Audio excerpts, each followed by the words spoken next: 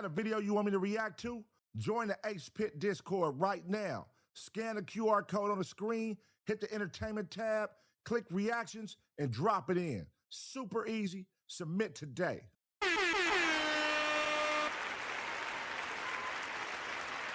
Check. Hey. Can y'all hear me? All right. Let me make sure my levels is right. I'm good up in this motherfucker. One time for the one time. Late nights, baby. This is where we do it at. Late nights. You feel me? It goes crazy. Hold on 1 second. Let me just get everything right on this vertical one. And we should be good to go there. Yeah, man. We up in this thing, though. Shout out to all y'all. You feel me? This is the Late Nighters edition, man. I just come on here to bang out 3 reactions, man. Just 3. 3 reactions. And I said I'm gonna go live on the gray side, man. Gray side. Shout out to the Grays in the chat. I said I'm gonna go live on the gray side tonight. You know what I mean? And just knock out 3 quick ones because these are hot topics. But then I got a crime one that's 1.5 hours. It's 1.5 hours. I was gonna watch it. I was gonna chill and watch it myself. I was like, why not go online and do it? And then since I'm online, I might as well just throw in the hot topic of the Offset and DaBaby and the whole portrait and Charleston White. Just something simple. But then I really wanted to get on here for the 1.5 hour reaction to crime one, man. You know, y'all said y'all want to start watching like the deep ones, the long ones.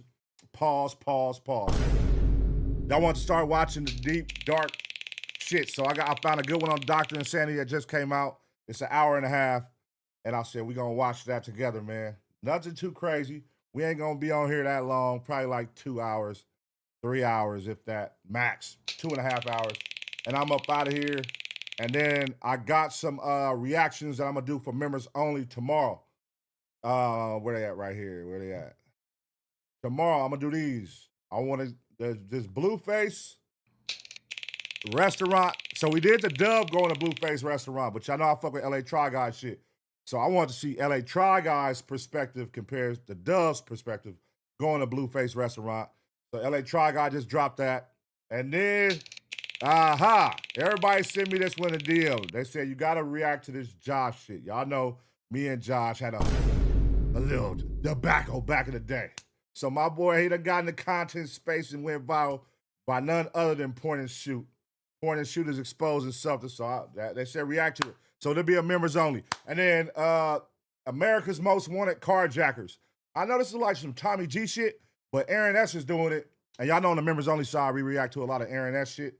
Usually he do like the cities and talk to the gang members and shit like that. But I'm going to see what that's about. And then, y'all know I like going into those exposés, like the Nick Shirleys and all that. So Tyler Oliveira, he did I Expose Texas Indian Invasion. So I'm going to watch that one. So that'll be members only, these right here. That'll be tomorrow. So if you want to watch these with us, make sure you get you a members only, man. But tonight, we're going to bang these out right here, all right?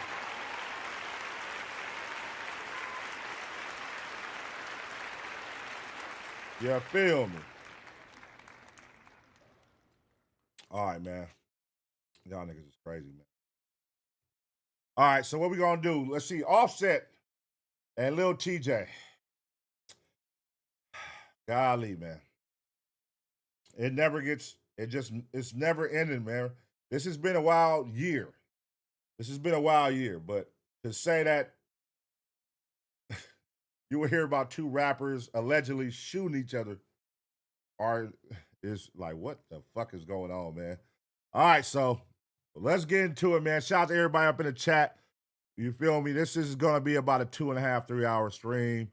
Late nighters. Shout out to everybody at work right now. Shout out to everybody driving them trucks. You know what I mean? Whatever you're doing. If you're at home chilling, shout out to you. You know what I mean? And make sure y'all check out my boy Papa E.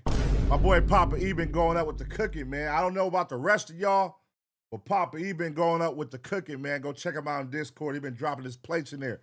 I don't see the rest of y'all dropping plates, so I don't think y'all cooking and shit like that. You know what I'm saying? We did have some ladies who was cooking, who was holding it down for the Tasettes. The lady Tasettes who was holding it down. But I ain't saw them cooking lately, man. So maybe it was just that night to try to, like, you know, to try and make it look good on behalf of them to the Taser gang. But you know, get up in that motherfucker, show us what you're doing in that kitchen, ladies and gentlemen. You know what I mean? Because Papa E is going crazy. Shout out Papa E. I see you in the chat, Papa E. My boy. He said, I'm off tonight. Hey, Papa E, man, you a good sport, dog. You a good sport. You know what I mean? Shout out Lady N, shout out Papa E, shout out goddamn Spider-Man. Spider-Man. What's going on, big dog? How you feeling tonight, man? You gotta check on Spider-Man. You know, you gotta talk to Spider-Man. How you feeling tonight, big dog? You good? Tina Baby, what's going on? Tina Baby, hey, Tina Baby, I dropped a plate in there one time. Shout out to Tina Baby. You know what I mean? Dom on your dime. I don't know if Dom cook, man. She don't really give me the cook vibes, you know? She don't give me the cook vibes. But my dog doing her thing. Y'all make sure y'all check out Dom on your dime page, man, her IG page. Dom, drop your IG page in there so everybody can check you out. She been going up on her IG page. Make sure y'all follow and support that, man. Follow and support that. Also, make sure you follow, since we're talking about IG, make sure you follow ABP Reactions, man. That's where all the clips live on IG for all the reactions that we do. Y'all can go on there, check them out, man. They own that motherfucker going up. And then also, man, ABP Network, you feel me, on IG, for all the breaking news that you can use. Y'all make sure y'all go run that up.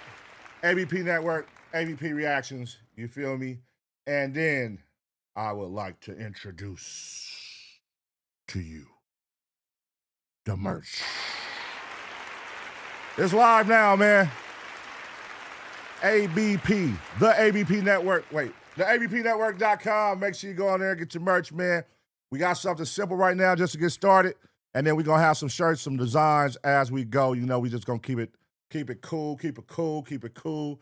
We got some shirts, some hoodies, boom. But then we about to come with the designs, the beanies, the coffee mugs, all that type shit as we grow. Y'all already know, man. Members only, what's happening, man. Run it up. Run it up, run it up. All right, cool. Let's get into these reactions, man. Let's get into these reactions right now. Let's see what's going on with DaBaby. So DaBaby has been in a little online, well, I ain't gonna say no debacle, but online, what would you call it? Over that goddamn painting.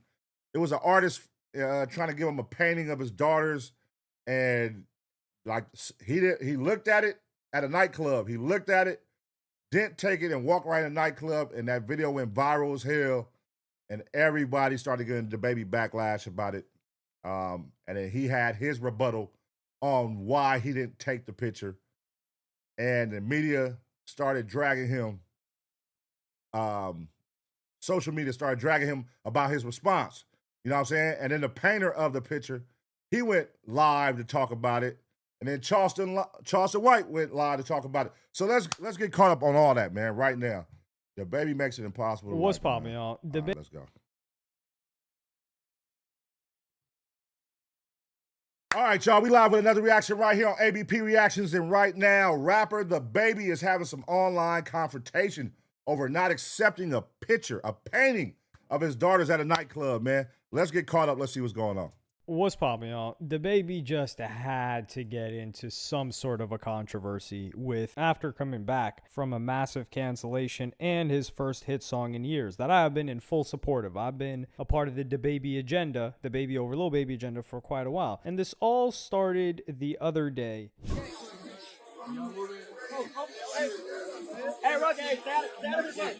That nigga looked at the picture and was like, he didn't even say nothing. Like, his face kind of was like, nigga, you was a weirdo. To look, because he looked to see what it was, and he like, nigga, I'm my daughters. How would you feel, fathers? Is that like a disrespect? Or would you be like, would that be like appreciation? Like, oh, that's dope, man, thank you. Or like, hey, nigga, don't be painting my kids, you weird ass nigga. This is some wild times we living in, so I get why a nigga went and fuck with it. Like, nigga, it be some creeps out there. That nigga made a weird ass face after. So what happened here is an artist had painted a portrait of DaBaby's daughters for him and wanted to give it to him as a gift. And DaBaby took a look at it and just walked off. Didn't say a word or anything. People felt that this was rude. This started spreading across social media, etc. And then the guy who made it, Be White Creations, he would post and say, here's the viral painting, guys. I don't see nothing wrong with it. But hey, shout out to DaBaby and his beautiful family. God bless. And then you would go on. And DaBaby, he would react to this in a video clip as well as an Instagram post. And another thing too, man, is y'all starting to get on my motherfucking nerves. Talking about Buddy with this painting of my two of my daughters that he presented to me outside of a nightclub or whatever. First and foremost, I'm not the type of father that I'm not into, like, you know, grown men discussing my daughters, painting pictures of my daughters, taking pictures of my kids. Right. I don't play like that. If you Right. I feel him on that. I 100% feel him on that. play like that, to each his own. You see what I'm saying? Like, more power to you. Send a picture of your daughters, let them paint them, and then show them some appreciation. Number two, I'm not accepting no painting of my daughters outside of a nightclub. Number three, you see what I'm saying? You feel a way about, you know, the principles I stand on with my kids and how far I go to protect them. That ain't none of my concern. Be more grateful to it. Let's go. Yeah. I feel him. But here's the thing. I think where the painter made a mistake is he should have, like, or whoever, because I saw the painter's response on how it was set up and who organized it for him. I want to say it was a club promoter, because he kept saying my partner he always does it for me, like to have me do paintings for people who come into the club. So it got to be one of the club promoters. But he should have had the club promoter, like, reach out to management or road management, whoever was on the road with him, and was like, yeah, one of my guys, he's a painter in town. He wants to gift him a painting. And he could have gave it, like, the heads up, so it wouldn't be, like, caught left field. But if you walk up and you see a nigga, and it was like the nigga's approach, though. Like, if you looked at him, it didn't even look like he said nothing like that. It looked like he just showed him the picture and then made, like, a goofy face. So he come off as a weirdo. He can come off as a weirdo. If you look at that video, it would look like, what's up with this dude? Like, he kind of, like, weird. You feel me? He got, like, a weird face he was making. I don't know, man, you know. But you can't knock DaBaby for being a protective father and not taking that picture and thinking bruh's a creep or something. Like, it's some wild times we living in, y'all. You never know. This had a lot of people scratching their heads. It really had me scratching my head. And he would follow it up with a post saying, you still got my daughters on your page as a grown man after I made it clear I ain't comfortable with that. Steady playing for this online attention. We know DaBaby does not play. He's probably going to chase this guy down with this security, and they're going to play a slip and slide in the bowling alley like he did with his baby mama's brother. So when God put me back in front of you, I'm going to show you how serious I am about my daughters. Best advice I can give you: get my children off your page and keep doing what you gifted at doing. Using my kids ain't the route to go if you want to go viral. That's the route to go if you want to get hurt. This a father talking, not a rapper. Hey, now hear me. Now, if you are using my daughter's picture, now that this shit went viral, and now you, like, posting my daughters all the time on your page, that is some weird shit, nigga. Like, hold on, nigga. Don't be posting my kids, and you know what I mean? Even though this shit went viral, that video went viral. But that don't mean after the video go viral, keep posting other shit. Now, I'm not saying he is, because I don't know. But if that's what's going on, where you posted more posts of my daughter's pictures, like, that's, like, come on, bro. Respect my shit. I'm just saying, don't post my daughter. You already did it. But I don't know. For DaBaby, he sounds like bruh still disrespected based on his post right here. So he had to see something where he felt like bruh still disrespected. I don't know. What's y'all take? Oh my goodness. This is how you know. I think this is the biggest indication of a sick, demented, perverted society, is when the first thought of DaBaby, and a lot of people followed him after he said this, is that this guy drew your daughters to give them to you, and he's a weirdo for doing that. It's like, wait, what? Like, do these people not even see? Do you think that is the behavior of a guy that's a creep? A creep is never going to let you know. They're going to be hiding. They don't want to be in public. It's just, not even a creep. Nah, creep will let you know. Niggas do creepy shit, and they don't know it's creepy because they just creeps. You know what I mean? Like, nigga, how you walking up You know, in this situation, kind of find out he's actually somebody that was, in connection with somebody at the club to do that for the baby. So, but how am I supposed to know that? I'm coming to your city. I'm finna walk in a nightclub and you just got a picture of my daughters. Like, who the fuck is you? Like somebody, and this is why I say, I'll get to this a little bit later. But my point here is that, number one, I could understand this if DaBaby didn't post his kids to the internet. DaBaby posts his kids to the internet. So he's talking about, I'm not playing about my daughters. I'm not, respecting my daughters. He puts his daughters on social media in front of millions of people, subjected to millions of people. This is why, my whole philosophy is keep your kids off the internet. Am I going to tell people to do that? No, I'm not going to prescribe to You can tell this a nigga talking. You can tell a nigga talking ain't got no kids, cuz. Like, so what, nigga? Just because I post my kids don't mean it's green light for you to fucking do whatever you want with their pictures and shit and me find out about it.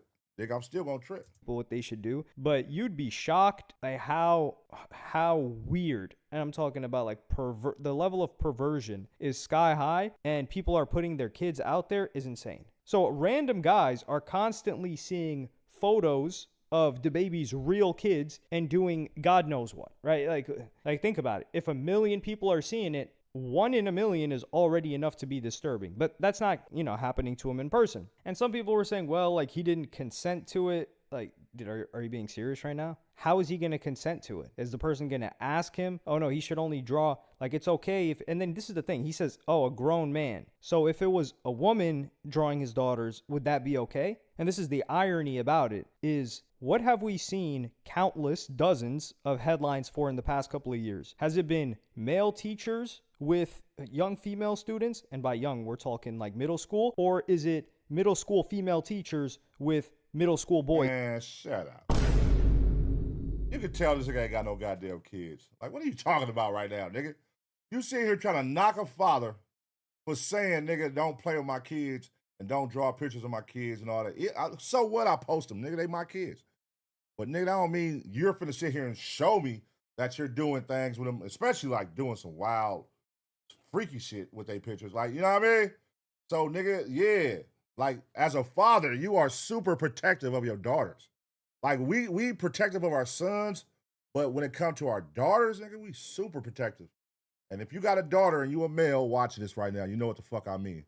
Nigga, we're protective of our daughters. So yeah, you just made the wrong selection, brother. You didn't have to draw his kids, but you didn't know no better. Yeah, it was no harm, no foul on your end, but you probably should have just drew a picture of him, a picture of his logo of his label. I don't know, something different where you're not playing. People don't play about their kids. That's something where it should have been a conversation. So that hey, I'm gonna draw a picture of your kids. Hey, let DaBaby know I would love to draw a picture of his kids if that's cool. You know what I mean? Then it would be a little bit different. He's getting arrested left and right. So really, statistically speaking, from what we've seen, he should be more scared if it's a female that's doing something like this. Not to a female, not to a daughter, but let's say a son or something of that nature. Another influencer would reply. This guy was a basketball player at a point in time, I believe a college basketball player and also an NBA 2K creator. And he would say, I probably would have never realized how weird something like this is until I had kids of my own. I don't give a F how talented you are. No grown man. And this is another thing that they go after. No grown man. There is this notion that even despite all of the headlines we're seeing, all of the arrests, not just headlines, not just accusations, arrests we are seeing of female teachers behaving committing crimes with underage boys, that they just keep saying wrong is wrong, nigga. Who give a fuck? Ladies, guys, you can't tell a nigga how to feel about his kids. That's what it boils down to. You can't tell a grown man how to feel about his kids, nigga. It's that simple. How you feel about your kids and what you allow people to do with your kids and their pictures, that's on you. But you can't tell another grown man, hey man, you tripping, you doing too much.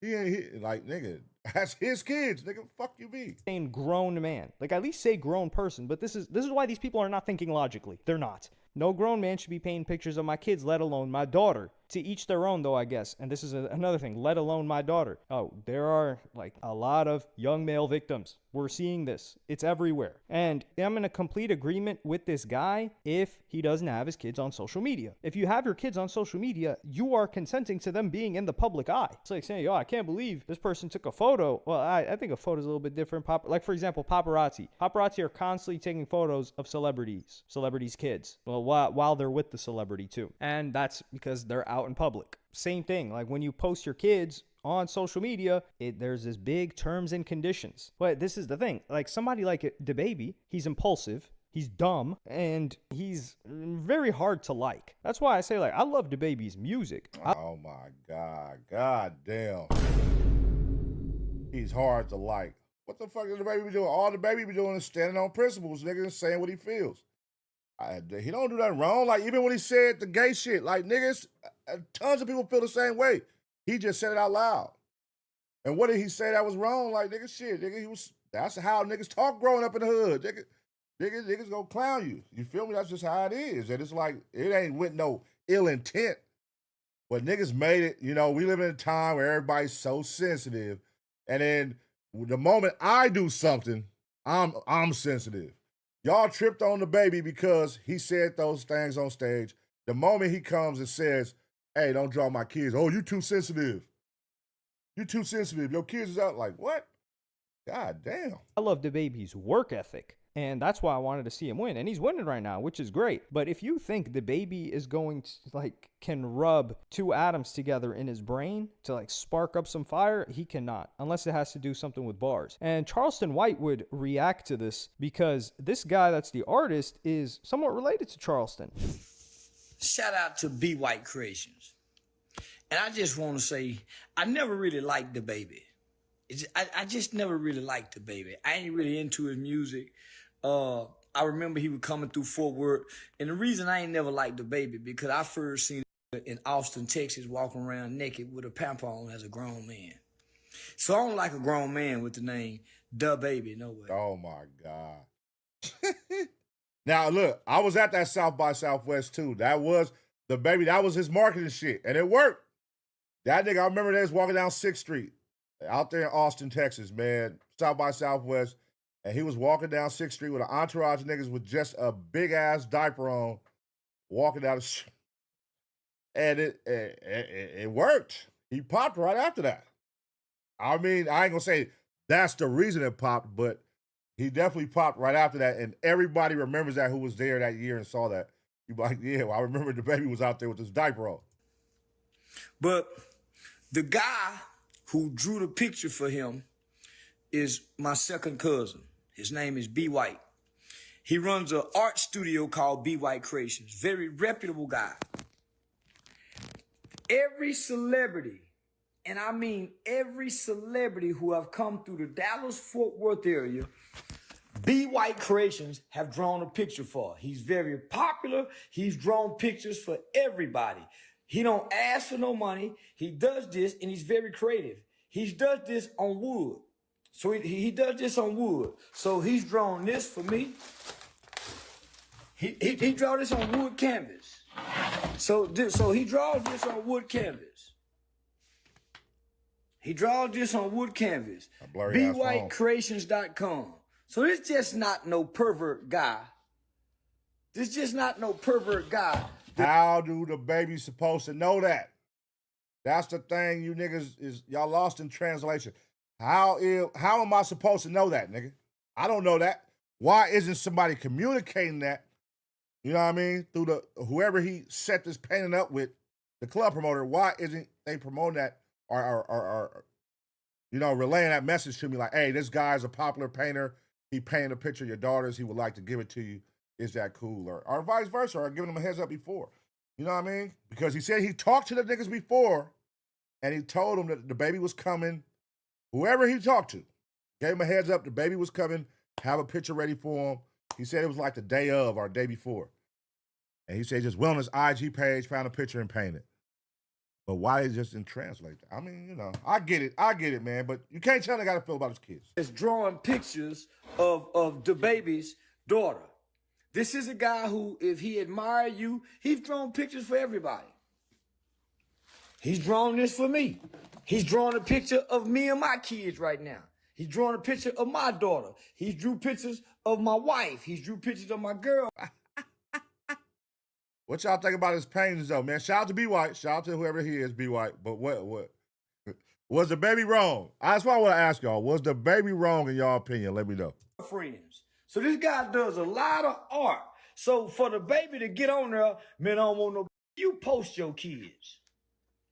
You brag about mistreating women for your daughters to her. Now, man, these just come up with all. See, the rap suck each other deep. And I wish I would see any one of these try. That's why I can't wait. I be waiting for one of these hoes to confront me. See, these rap suck each other. Let me just say this. When God put us in this position, all the man did was, out of gratitude, admiration, respect, and love, brought a picture to you. This nigga got a whole fucking room full of paintings of himself, bro. These niggas are fucking out of control. Nigga just got a gang of paintings of himself in a room. What the hell? And because God done lifted you up, these people look up to you, they admire you, and sometimes they idolize us. They idolize us so much where they want to draw things for us and give us something. The Bible says if you give a prophet a cup of water. So if a man respects you, he admires you, he sees you in a prophet kind of realm. Come to give you a gift out of love, admiration, and respect, and you reject.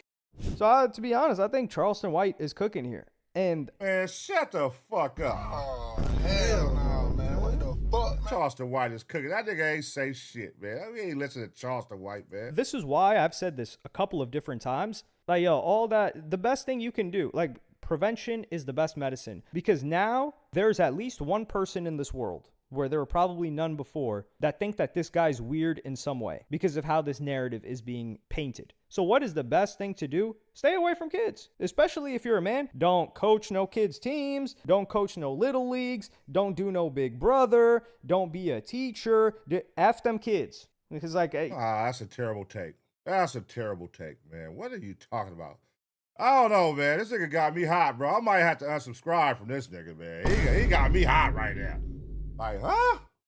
Is this how people think, bro? Like, when it comes to other people's kids, like, just because you post and they feel like they got all access to do whatever they want to do with your kids, well, you post them.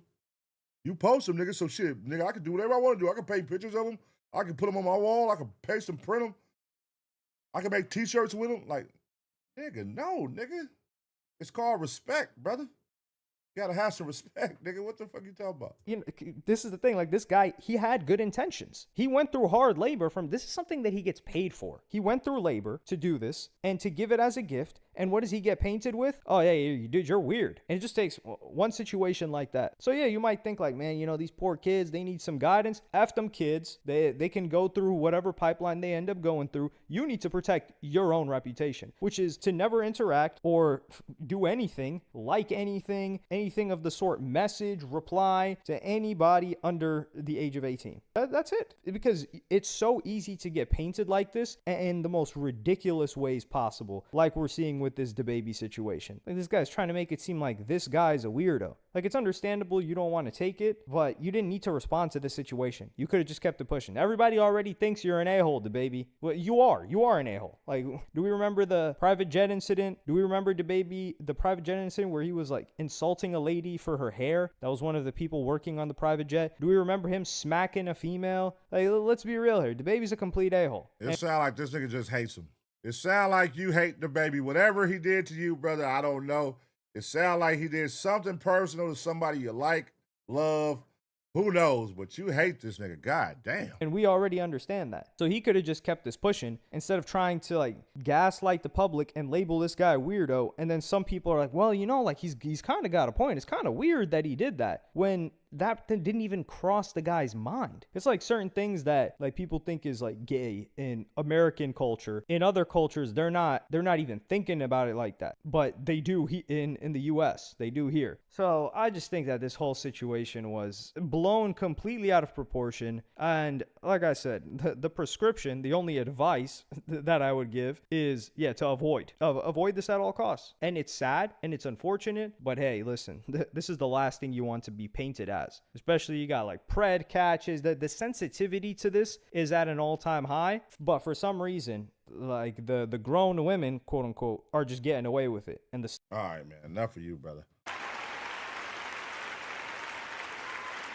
Terrible takes from that guy.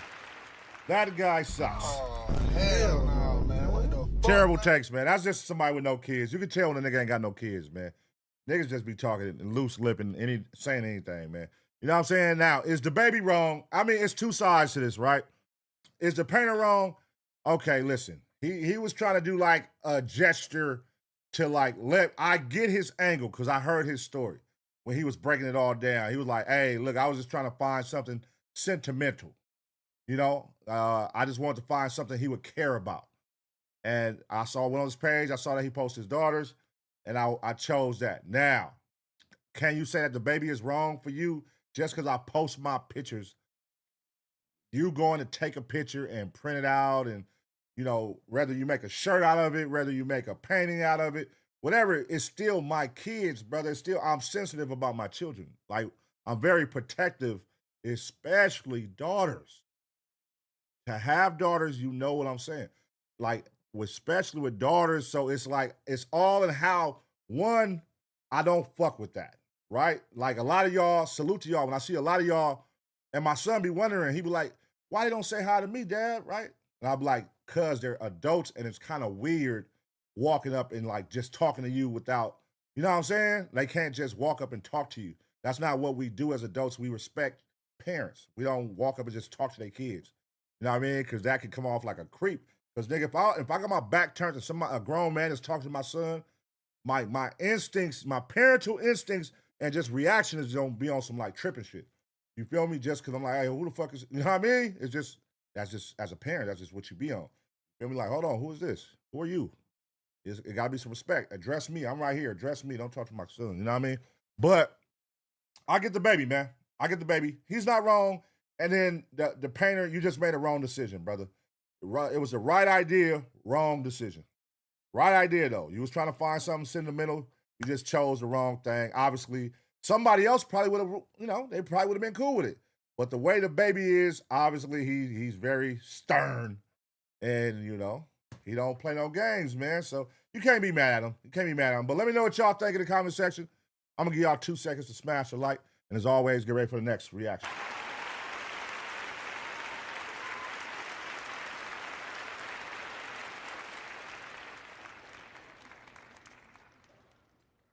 Yeah. All right, y'all.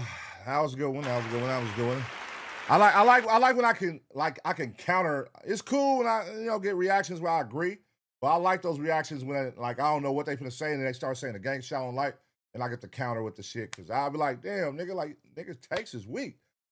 You don't be like, yeah, just shut up, man. You post a picture so he should be able to paint them. Like, nah, that ain't how it work, man. Not when it comes to niggas' kids, man. Y'all niggas is crazy, bro. Niggas just think they can do whatever with your kids just because you post them on social media. Like, nah, nigga, that's out, bro. All right, y'all. So look, here we go. We're going to give y'all a long crime. This one right here is a crime thriller, hour and a half. You know? Somebody has sent me on Instagram like a little short version of it.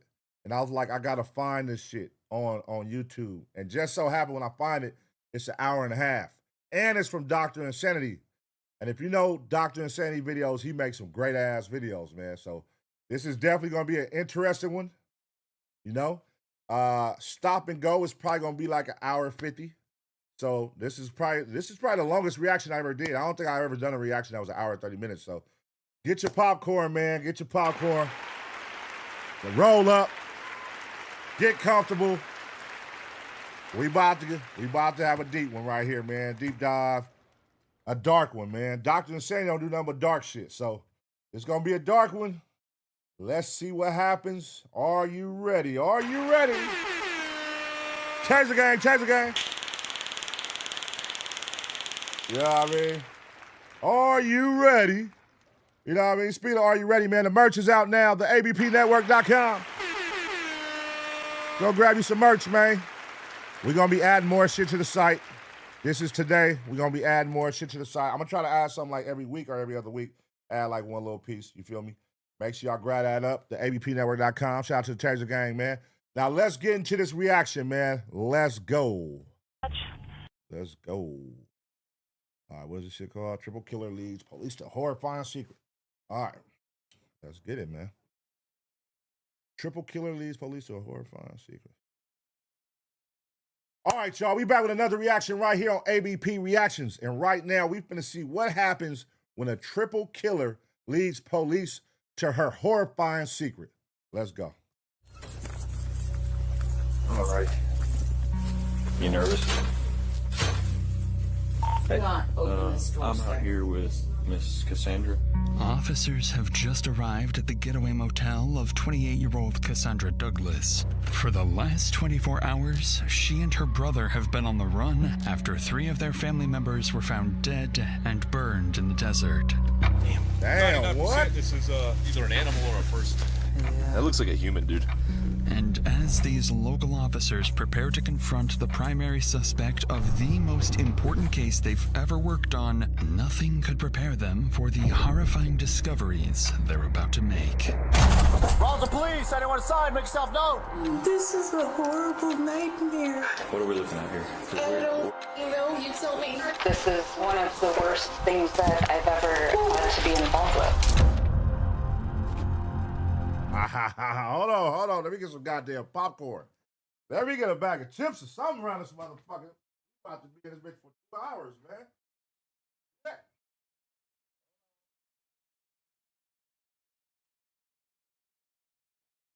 Banger.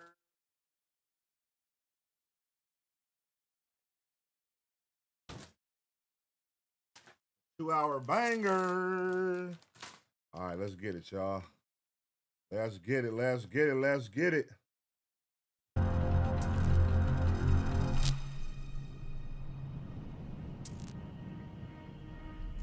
It's a routine Friday afternoon at the Otero County Sheriff's Office when dispatch begins receiving a series of unusual 911 calls from a young man. Communications. Hi, good morning. I'm hoping to file a police report, and I might need some assistance doing so. Okay, and what's your first and last name? Kane Mays. Okay, and tell me what's going on. I've been living abroad for the past 6 years, and I found out that my father died last year shortly after Christmas. I have recently returned home. I'm living in New Mexico again, and I was hoping to return to the family property. Since his passing, tons and tons of family possessions and property have all gone missing and have either been sold off, lost, or stolen. And I'm looking to reassume possession of the property, but there are people squatting in the house. Do you know who these people are? I do. I could give you first and last names, but not anything much else. Kane goes on to clarify that the squatters inside his deceased father's property are actually family members, mainly his Uncle Victor, who allegedly took over the property and is living there with Kane's grandmother and his stepbrother. He also seemingly claims that his Uncle Victor has sold off valuable assets, including firearms and expensive jewelry belonging to his father. The dispatcher logs the information Kane provides and passes it along for legal follow-up. However, not long after this first contact, on a Monday morning in January 2025, Kane calls again. But this time, it's for something strangely different. Dispatch. Hi there. I was calling because I'm wondering, what would it take for me to request a wellness check on somebody? A welfare check on... My grandmother, Mary Mauser. Okay. The sergeant is aware. They are on an emergency call right now. As soon as they are done, we'll head up there to do a welfare check. Okay, excellent. Thank you, miss. You're welcome. A couple of hours after Kane requests a welfare check for his grandmother Mary, he calls police again for the third time to share new updates. To the Rosa Communications, you're on a recorded line. How can I help you? Hi, my name is Kane. I called earlier regarding wellness. So Sergeant Nordquist is going to give you a call back.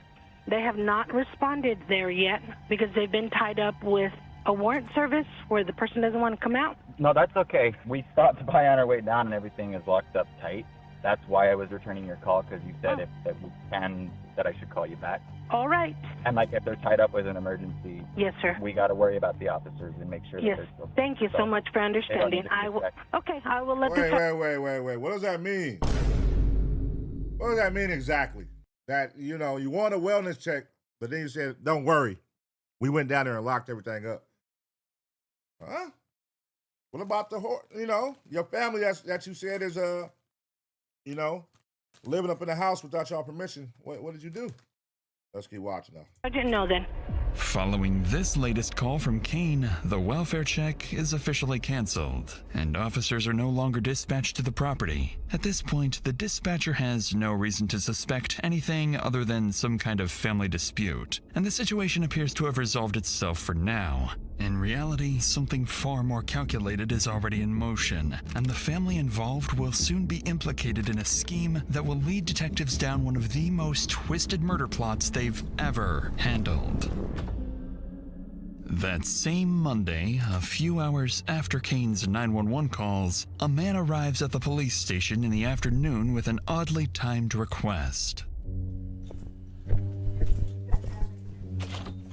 Is it gonna be Kane again? Hello, sir. Hey, how you doing? Doing well. Sergeant Nordquist. Mike Blitz. Mike, it's nice to meet you. How can I help you today? Okay, well, my brother-in-law helps us take care of my mother-in-law. Okay. And he normally is very conscientious about showing up when he says he's going to show up and everything. Yeah. And we had to, we scheduled him. We've been taking care of my mother-in-law for 7 years. Okay. She's 93 years old. So anyway, we normally communicate quite a bit during the week and stuff, So, are you wanting to check on him or your mother-in-law? No, on him. He lives on Nogal. Yes. And somebody had called earlier. We were out busy, but someone had called in for a welfare check, but they canceled us prior to us getting up there because they said whoever it was, and I can go look and find the name, that said that house was locked up tight and that nobody was up there. The person Sergeant Nordquist is referring to is Mike's nephew-in-law, Kane Mays, and it appears that both Mike and Kane are concerned about family members. Though the family dynamics are becoming tricky to keep up with for the sergeant, Mike is about to make one thing about Kane crystal clear. Whoa. Damn, so this is all on the same day. Okay. Do you know what Kane Mays? Yeah, I do know him. That's part of the problem. Okay, so what's the problem there? Okay, well, I think he's trying to keep us from going over the look. The house is owned by his father.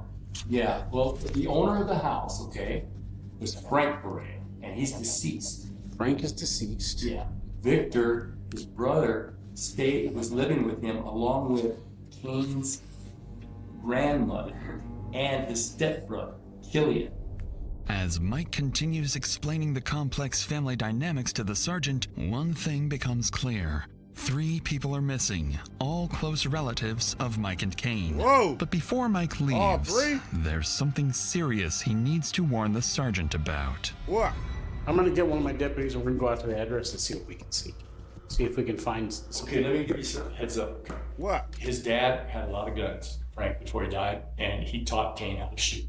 Oh. And when Kane came the other day, I didn't finish my story. When I pulled up there, okay, and I hollered out the window for Vic because the gate was closed, right? Yeah. Okay. And then a person comes to where I can see about this much of him, right? Up there. And I go, hey, Vic. And he goes, no, it's me, Kane. When he walks down to me, he's packed in. He's armed. And I says, well, have you seen Victor? He says, no, nobody's up here. Okay. So I think if I were you, I would go up there with the 2 guys. Because I think he knows how to shoot. And I don't know if there were any like rifles and stuff like that where he could be, Oh, you sound like a pussy. So you saying your brother was in that house and a nigga came out, you calling for your brother, he didn't come outside. Instead, that little nigga came outside with a gun and you didn't go check on your brother? You just drove off, nigga, and left your brother and now he's missing? Oh, you's a pussy. Anyway, so I had his phone number. But then after I had his phone number, he had my phone number, he started texting me. Your grandmother's missing, your uncle's missing, your stepbrother's missing, right? And this is what he's talking to me about. He's a pathological liar, man. I think he's up to no good, I really do. You guys gotta be really careful. He said he just got off the line with Sergeant Nordquist, or North. He never called us. Because we never contacted him. It's becoming clear to the sergeant that something is off. Sensing this won't be a routine welfare check, Sergeant Nordquist takes note of Mike's concerns and prepares to head out to the house. What makes this case so unique isn't just the crime scene officers will soon walk into, but the way police have to piece it together, using advanced forensics and strategic elicitation to cut through the lies. And as the investigation unfolds, this will prove to be one of the most resource-intensive cases for everyone involved, with constant pressure, long hours, and difficult decisions at every step. Many of us deal with our own pressures and emotions. All right, this is a promo. Let me just fast forward this real quick, y'all.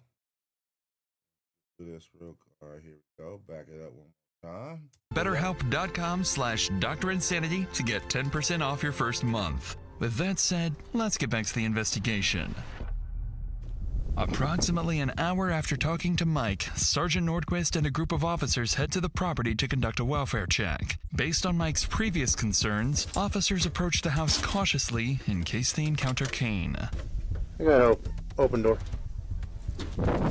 Sheriff's office! Sheriff's office, if you're in here, make yourself known! Make yourself known! Sheriff's office!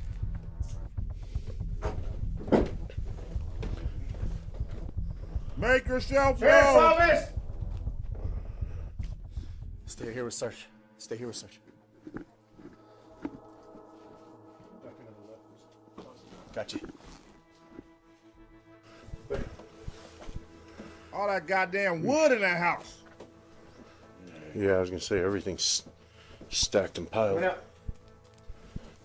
the hell going on in this house, man? The doorknob was locked on this. Yeah. Literally, when I went like that, I was like, the door just kept going. I was like, Puzzled by the home's disarray, officers leave after confirming no one is inside. With boxes stacked throughout the home and both of Victor's cars, the blue and green Subarus missing, officers assume the family may have moved out. In reality, the moved out? With all that shit still in the house? Man, who the hell moving out? Nigga, that's a shitload of furniture still in the house. Clutter wasn't accidental. It was intentionally staged to conceal evidence of foul play, and it has done exactly that. None of that is apparent now, so Sergeant Nordquist calls Mike on the phone to update him on the situation. This is where the two men will slowly start to pick up on just how sketchy this whole ordeal is. Hello, sir. So we went up to that address. So we cleared the residence. There was nobody inside. There's no vehicles matching the descriptions of the Subarus you gave on the property. So, but there was no signs of a struggle, no signs of any foul play that we could determine. There were some boxes that appeared to be like being packed up, but other than that, that's all we got. The thing is, all three people are missing that were staying there at the house. But definitely the king is the kicker. That he's the one that did all that. He called, got your name, and then he was able to send me that text saying that he spoke to you. Yeah. And then he called back later and canceled the deal, right? All right, so here's my thing. Because now I'm starting to wonder. You killed your grandma, you killed your uncle, and you killed your stepbrother. What would make you kill your grandma? Like, this, the only thing it tells me is this nigga got to be on some type of drugs, and obviously your father wouldn't leave a house to you, and you want that house because it's money so that it could fund your goddamn drug addiction, or it's some shit in there you want to sell because, that's what smokers do, and they live in there and they not going, so you got to take them out. And the way that you killed them was like, why would you call the police multiple times, and then on the day that the brother comes in and say he ain't answering the phone, he says he see you with a gun? Like, that is all tweaker energy. It's big tweaker energy going on in this video. Yes, sir. And on the face of it, it looks super sketchy, but there was no indication that we could see of any foul play or a struggle or anything. Struggle, yes, sir. As the sergeant tries to reassure Mike, even he begins to wonder if the scene is hiding more than it appears. A few hours later that afternoon, Nordquist returns to the station and calls Kane, trying to understand why he canceled the welfare check and why, most strangely, no one was inside the house. Hi, this is Sergeant Nordquist at the Sheriff's Office. Is this Mr. Mays? Yes, sir. How are you? The reason why I'm calling is in regards... earlier this morning, you had contacted our office to do a welfare check on a family member. That's correct. Who is that family member to you?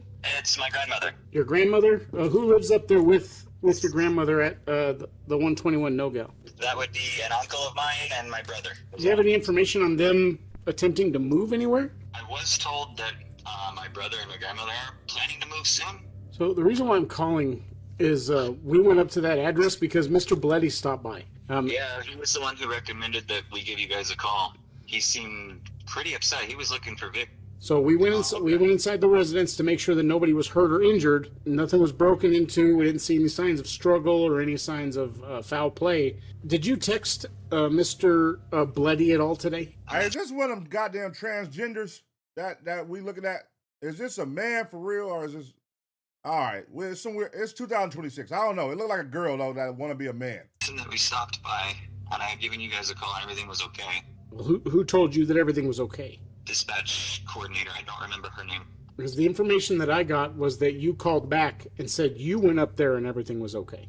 Correct. Now, what was in that text message to Mr. Bloody? That's what I'm confused with. I let him know that I had tried to call you, and the dispatch officer said that you were tied up with, it sounded like a pretty hostile situation. The way the text message reads was that you had made contact with me, and I know for sure, and you know for sure that didn't happen, so that way it looked kind of weird. Naturally, Nordquist doesn't know what to make of Kane's message to Mike. Let me see. Good morning, Mike. Good morning. When I stop by today, do you want me to let Vic know you're looking for him? Also, would you like to meet up later this week for lunch? On Sunday works best for me if you're able. Hey, Kane.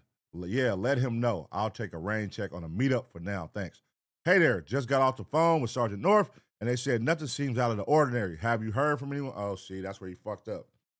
He lied about me. Okay. Also, on the rain check, that's totally cool. Is there any other time that works best for you? In which he seems to falsely claim to have spoken with the sergeant. Suspecting Kane is hiding something, Nordquist ends the call and immediately requests a search warrant for a second search of the house. While they wait for the warrant to be processed, all police can do now is hope the missing trio turns up safe. A hope that is far removed from the gruesome reality awaiting them just a few hours from now. Whoa. Early on a Wednesday morning that week, around 10 a.m., something strange happens about 200 yards from the house where the trio vanished. A passerby takes notice and calls 911. 911, where's your emergency? Yeah, I'm phoning about there's a fire off into the mounds area. I called before about 2 minutes ago. So we drove down the road to see if we could get a better view of the fire to help you guys out. Okay. Well, we have already toned out the fire department, so we will get units headed that way to see if they can locate. Yeah. Okay. I stood at the top of that road for a second. They'll be able to see it. We'll let them know. Man, no fucking way. The house is right here, and they went right here to burn the car and the bodies. Fucking tweakers, man. Ain't no fucking way you that stupid. You just go set the car on fire, nigga, 5 miles away from the house? Shortly after the call, 2 deputies are dispatched to investigate the fire. Once they arrive at the reported location, one of them spots something disturbing in the distance. A burned, flipped-over vehicle matching one of Victor's missing cars.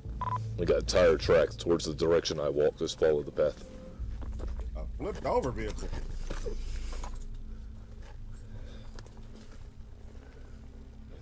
I got the vehicle. It's smoking. I got a couple sets of shoe impressions, tire tracks, all that. 99% sure there was a cage and a spinal cord in here, in this vehicle. Given the circumstances, Bride's gonna be about it.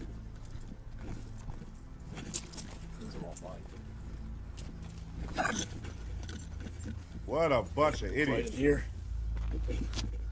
Yeah. That looks like a human, dude. These things burn hot. Yeah. So, hopefully Slater's and his team's on the way. As officers look inside the car, they can see what appears to be the burned remains of 3 people, too badly damaged by the fire to identify them at the scene. Suspecting a homicide, they call in Sergeant Nordquist, and it wouldn't take long for him to connect the dots. All right, how do y'all think the car flipped over? How do y'all think this car flipped over? Did they do like a old school movie where they put a brick on a gas pedal and make the car drive? How the fuck did the car flip over? And then these dumbasses left foot tracks leaving the car. They said they saw foot tracks. Oh my God, this shit is crazy. All signs lead to the nigga, man, to the goddamn son. This might be a Subaru. It's a vehicle that they haven't accounted for yet. Look right here. Oh, for sure. You see it? Yeah. It's not. Do you see a soul anywhere?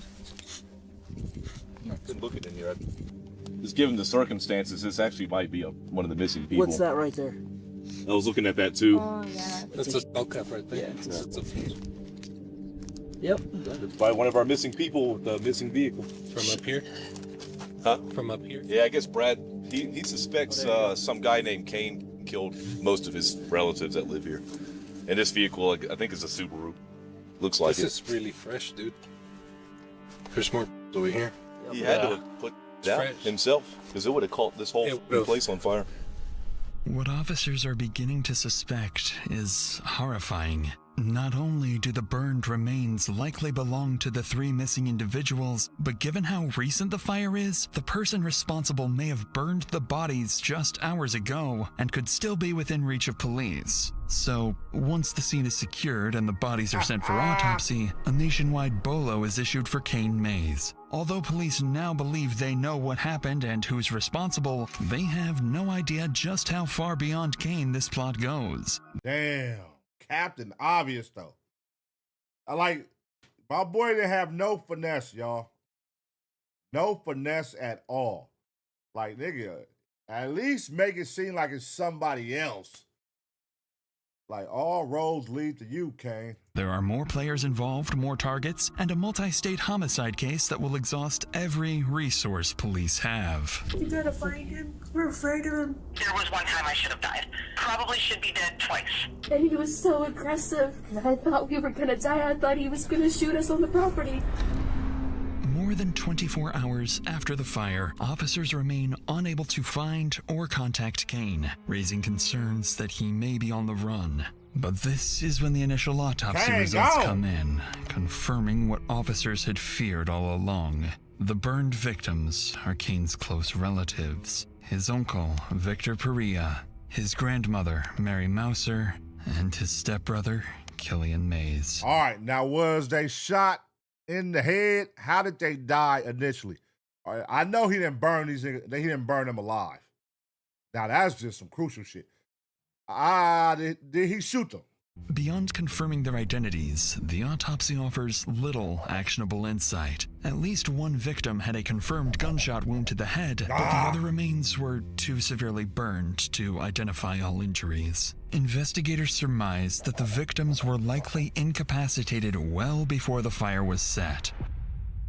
Following these horrific findings, they begin digging deeper into their main suspect's background. It turns out Kane Mays had been living in Canada and working as an engineer until just a few months earlier, and had several documented domestic incidents involving his wife. Hoping she may know where her husband is, officers reach out to Kane's wife on the phone, where they'll find out she might know far more than that. Hello, my name's Justin Mitchell. I'm a detective with the Otero County Sheriff's Office in New Mexico. Are you Samantha? Is the wife in on it, yes or no? Yes, I am. I had a feeling I might receive a call from you at some point since I did give you guys a call. Yes, ma'am. You want to tell me from the beginning, like how you met him and your relationship with him? I've actually been speaking to the Ontario Provincial Police because I thought he was messing with me, like I had mentioned. So I'm also filing a case against him right now, but because it's Canadian and now he's in America, who knows if that's gonna... But he was physically violent with me, and I have evidence of it. Yeah, we just met playing video games online, and we started an online relationship, and for a few years, it was just basically we would talk. And then one day, he calls me up and he says that his father disowned him, and he... Wait. Is that a thing? Niggas be dating over video games? People they meet on video games. Oh my God. Hey, would you like to be my girlfriend? Call of Duty girlfriend? Needs to move here right away. He'd always been verbally towards me, and just in general, he had a weird attitude towards things. Eventually we moved out. Brace yourself for this one, because I feel bad that I didn't come forward. Told people that he had beaten me, and now this has happened. I'm gonna be honest with you. Like, we both had an alcohol problem, but I never drank before I met him, and he definitely, like, pushed that on me, and he pressured me to drink a lot. Like, there was always a pressure. He wanted me to do it. He just did start hitting me. He did start getting violent with me. Probably should be dead twice. Samantha's statements are nothing short of horrifying. Sound like But she even hate 'em. worse, she would share a terrifying recording with detectives, captured during one of the numerous domestic incidents involving Kane. You just let me go. And I do every time. When you ask, I let you go. I don't want you to. Please stop. Is this your neck? Is this your neck? The rest of this recording is too disturbing to play on YouTube, but it clearly documents an alleged serious domestic violence incident involving Kane. Wait. Is this your neck? Is this your neck? Oh, so he one of them creepy-ass Jeffrey Dahmer type niggas. Oh, yeah. You one of them niggas. Investigators now know they must act quickly, as more people, including Samantha, could be in immediate danger. So later that day, after securing approval for the earlier search warrant, police return to the victim's house, but this time, they bring specialized chemicals called Blue Star, used to hunt for hidden blood, bullets, and evidence that may have been cleaned up. And what they're about to uncover would reveal just how many crucial clues officers had missed during the initial search.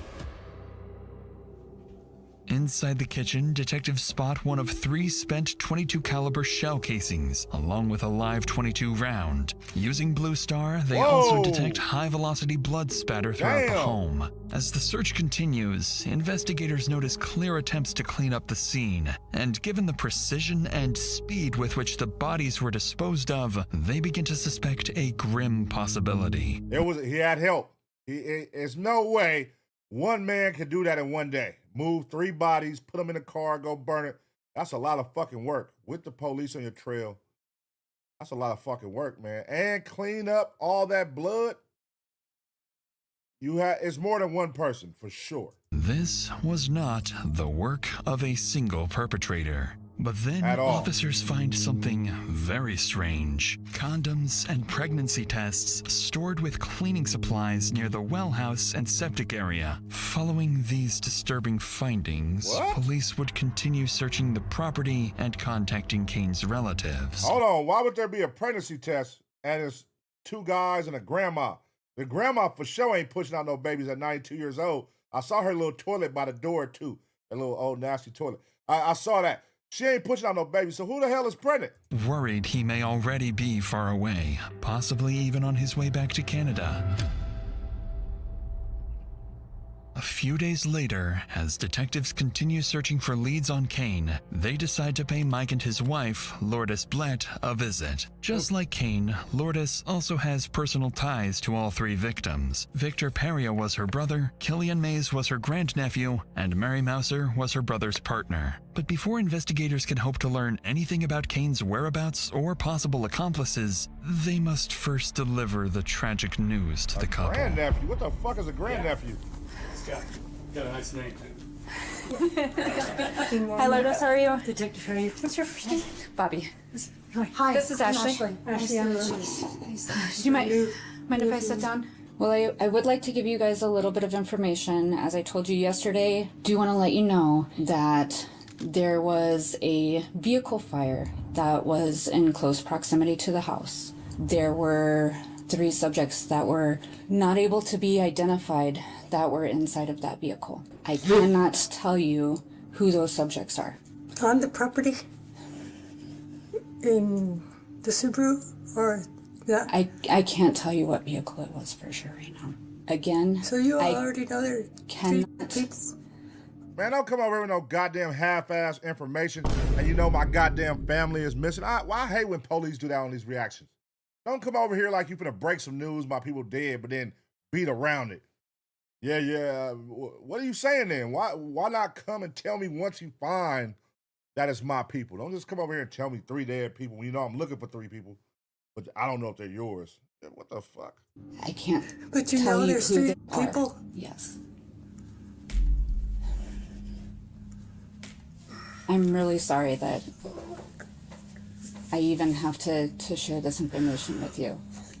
This is a horrible nightmare. It's horrendous. I agree with you It's 100%. murder. This is no. one of the worst things that I've ever had to be involved with.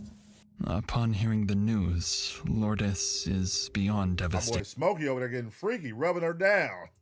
What makes the situation even scarier is that she fears whoever is responsible may not be done yet.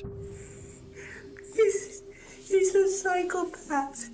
He's a psychopath. Kane, I didn't want to say that. I didn't want to drop him in the doodle, but he's crazy. You gotta find I him. didn't want to drop him in a doodle. We're afraid of him. He hasn't even asked how my mother is, and that's his blood grandmother. We're working. Oh my God, how can you be?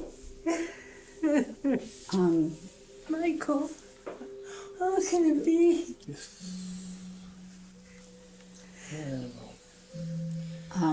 We hoped for better, but No, it's not even imagination. We are working on so many different leads right now and trying to connect everybody. just catch him. So everybody will be safe because he's crazy. In my worst imagination, I thought, I didn't know how to tell you guys this, but I was going to say, can you look for the infrared and see if there's any graves on the property? When that nigga leaped over, I thought he had a helmet on. That was that nigga hair. Holy shit. That's what I was going to tell y'all. You know how The they grave can tell ended up being a car. That's what's something been had sitting been with burned. you. And this has got to be the worst crime This of the is- year in New this is Mexico. part I mean, of- I haven't heard anything this horrendous on the news lately. Yet. Indeed, this kind of killing doesn't happen every day. But investigators are about to hear another person of interest from the couple. Someone who may know more about where Whoa. Kane is. So in our job, you will hear law enforcement say a lot, it's what you know and what you can prove. And right now, we're working on collecting the information so we can prove what we believe we know. Yeah, see, the thing is, we don't know what he did all those years. Wherever he was, what did he do? Who did he know? And What we're was also his... working on We have no idea. I would even be worried about his sister, Beck and Ross, so-called Yeah, that's- stepsister, When he, So-called stepsister. Where is she? In Roswell. Okay. that one text he sent me about working with the, over in Roswell or whatever he said. Yeah, he was saying something about about- helping out his sister with her crazy ex. Crazy ex, yeah. Something like that you had shown Yes, me. I think it was a relationship. I was trying to remember that at the Whoa. beginning, that she wasn't with that guy anymore because of that. Was Like that? I was supposed to feel sorry for her or something. When they first were like chit-chatting and everything. Oh, in and the like, conversation. "Yeah, Okay. She's talking about the Yeah, I Thanksgiving think Day that call. they said something about that. Whoa. Whoa, whoa, whoa, whoa, whoa. His sister got a crazy ex. And if he went all out, okay, all right, what if, just hear me out, hear me out. What if this is like, hey, I'll take care of your crazy ex. Let's move you up out of there. And then me and you, because I got a situation in Canada, I got to leave because this broad, I'm over here wilding on her. She finna get me arrested. So I'm back in the States now. Let's get your boyfriend out the way. Boom. And then we can move back and live in Dad's house. But they got to go. They got to get the fuck up out of here. And then, again, these motherfuckers be on meth and they be fucked up in the head, man. So in his mind, it's probably like an idea that's going to be easy to execute and nobody ever know.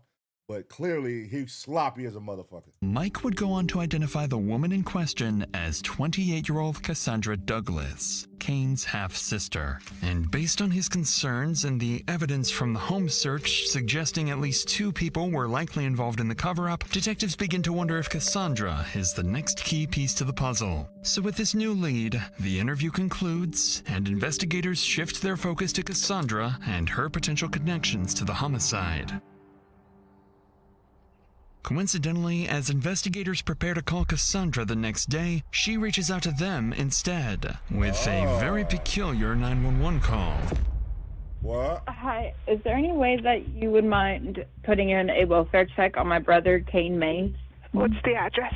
He told me that he was going to 680 Cox Canyon Cloud Cross in Mexico.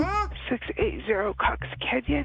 Yes, ma'am. He was supposed to meet up with our uncle and told me that if he didn't come back last night, and definitely if he didn't come back in the morning, that I needed to call you guys. He's been part of a missing persons thing, and Mike has been acting very aggressive and hostile towards us. Whoa, the reverse Uno. I see what y'all doing. But it ain't gonna work. There's no way that's gonna work because y'all sloppy already. Where is her boyfriend though? That's what I want to know. Where is the abusive boyfriend? Not only is Cassandra claiming her brother Kane is also missing, but she's suggesting that her uncle Mike might have something to do with it. Once investigators catch wind of this 911 call, they immediately sense something is off. The timing is highly suspicious, almost as if it's part of a plan to deflect suspicion away from Kane. So later that day, officers are sent to her address with one goal in mind: assess the situation and determine whether her claims hold any weight or if it's just an attempt to mislead the investigation. After you send the cops to Cox Street. Pause. Hello? Hello. Hi. Are you Candace? No, Candace is across the street. Okay, are you Cassandra? I am. Okay. So my name's Ryan, Poston Reader. Hi. I'm a detective with the Ruidoso Police. Poston Reader. Hello. Do you have a second to talk to me? What's up? So did you make a 911 call for a welfare check? I did for Kane Mays. For Kane, yeah. Yeah. That was you that made that call. Mm-hmm. Okay. Have you heard from Kane? I have not. No, you still haven't heard from him? I have not. How do you know Kane? He's my brother. It's your Or brother? my half-brother. And when was the last time you heard from him? Interesting. He was supposed to go up to meet with Mike, I think on the 21st. He told me that if he didn't show up by the morning of the 22nd, that I needed to file a missing persons report because I already have 3 family members missing. Killian and Mary were supposed to go up to Albuquerque. I haven't seen those 2 alive since 11/23. Give me just a second. Okay. It's not giving like a sister that's missing a brother and 3 family members. It's definitely giving cover-up vibes. Like your energy when you're talking, this is like some let me say whatever to get the police off the trail of my brother. That's what vibes is giving. All of a sudden, if I don't go somewhere, I'm supposed to go meet my uncle. If I don't call you in the morning, file a missing report, why? Like, give us the details on why he said that. Why? Officers have no clue at this point, but Cassandra isn't alone. Right this moment, their prime suspect, Kane Mays, is hiding inside the very house they're standing in front of. What? Sorry, we're also having issues with a psychotic ex of mine. So Oh, jeez. You're going through a lot right now. a little bit. And then with Kane going missing and Mike presumably having like over half of his guns. It's a really, really long story. Okay. And not one that I'm 100% familiar with because Kane just came back into my life September of last year. So like, I wish I had all my facts straight. But I completely understand. No big deal. How did they come into your life? through Kane. Okay. So Kane comes into your life. Meth. And then now you meet Mary and Killian. Meth brought him back. And then now all of them are missing. And have you did you ever have direct contact with Mike? I never had direct contact with Mike, no. I just heard him screaming from the hill both times. As she did earlier, Cassandra doubles down on her accusations, suggesting that officers should focus on Mike, implying he may be involved in the disappearances. Officers take note of her statements and ask her to give them a call if Kane shows up again. Their goal remains unclear, but now that they have a story, they can start verifying. How stupid. So a few hours later, as police continue looking for Kane, an officer decides to stop by the neighborhood again and speak with Cassandra's neighbors to see if they've heard or seen anything. According to them, Cassandra hasn't been living alone. A man with long dark hair has been staying with her. Yep, there it goes. Never fails. Ain't no need for a ring camera when it's old people on your goddamn street. Them old people see every fucking thing. Nigga, they are way better than a fucking ring camera. Old people always crack the goddamn cases, man. They be seeing everything you be doing, dog.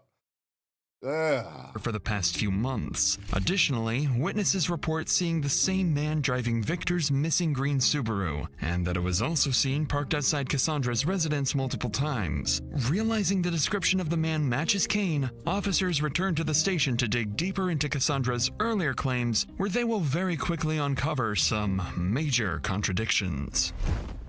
Even though Cassandra insisted she had only recently met Kane, investigators discover an older Facebook photo of the two together, proof they've known each other for years. But that's just the first lie, because officers who were out looking for Kane also recover surveillance footage from a nearby Walmart, showing Kane and Cassandra shopping together alongside her sons and daughter. Besides buying groceries and food, investigators spot cleaning supplies like bleach and vinegar, along with multiple bottles of kerosene, items that closely align with what would be needed to clean up a violent crime and start a fire. At this point, investigators are unsure if Cassandra is actively hiding a wanted fugitive or if she's being controlled and forced to cooperate with someone who has already killed 3 members of her own family. You cannot With suspicion mounting, detectives obtain a search warrant for Cassandra's house. Then, around 8 p.m. that night, a group of officers return to the property, taking up positions outside the house as they prepare to raid it. Occupants of 7 Morningside. This is the Roswell Police Department. Exit the front door with your hands up. Do it now. Ooh.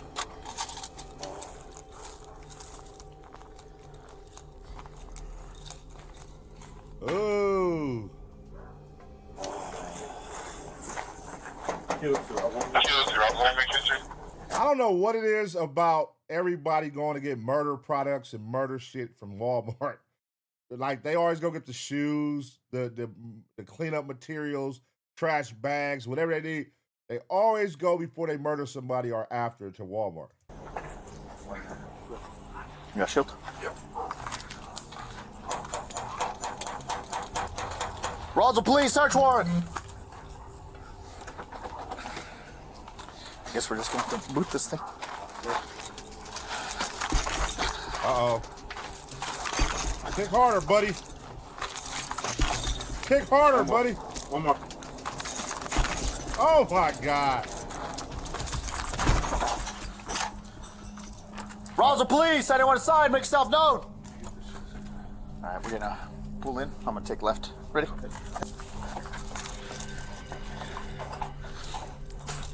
Small room. Got another door here. Ready? Yep. I'm gonna go. I got a hallway with looks like the refrigerator kitchen. 3 on me. Moving up. What the fuck is that? That's like some satanic shit. And Cassandra Jolly's the one that lives here, huh? Yeah. Look, they got some La Muerte stuff right here. Santa Muerte. There's a, see that?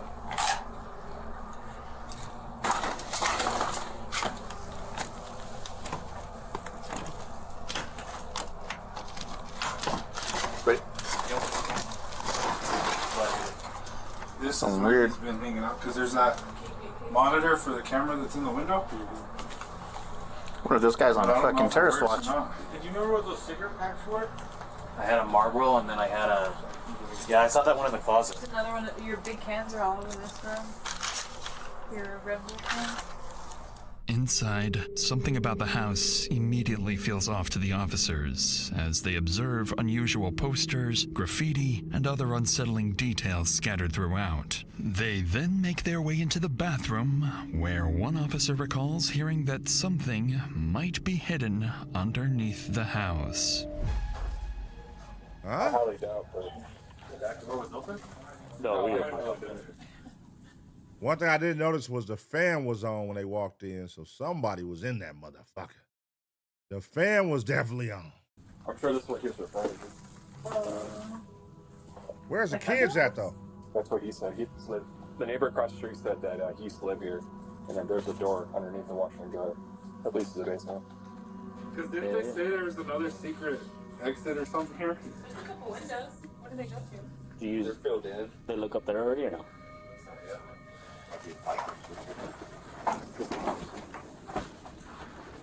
Ready?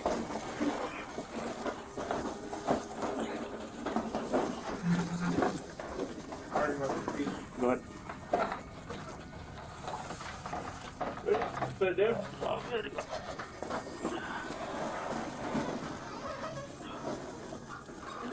Yeah, I'll hold it. But who would be able to move those and push them back in place if they did go down there?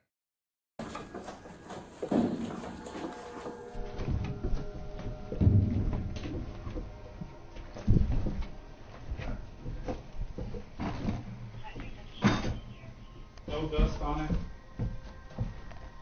Oh, that'll fit. That, Mm-hmm. you know what I mean? Oh, yeah. That's too new. What is that, buddy? Mm-hmm. All right. What's going on in this creepy ass house?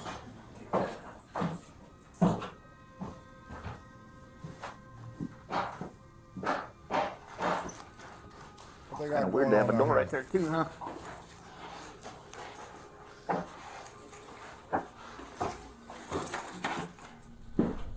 At the center of the basement sits a plastic storage tote, toolbox, duffel bags, and other various items. Officers notice there's no dust on the items, and whoever left them behind was in a hurry, possibly trying to leave unnoticed. Beyond the basement, police would go on to find something highly suspicious: documents belonging to one of the victims, alongside paperwork linked to Kane's father and live .22 caliber ammunition. Ah, that's what they found back at the scene.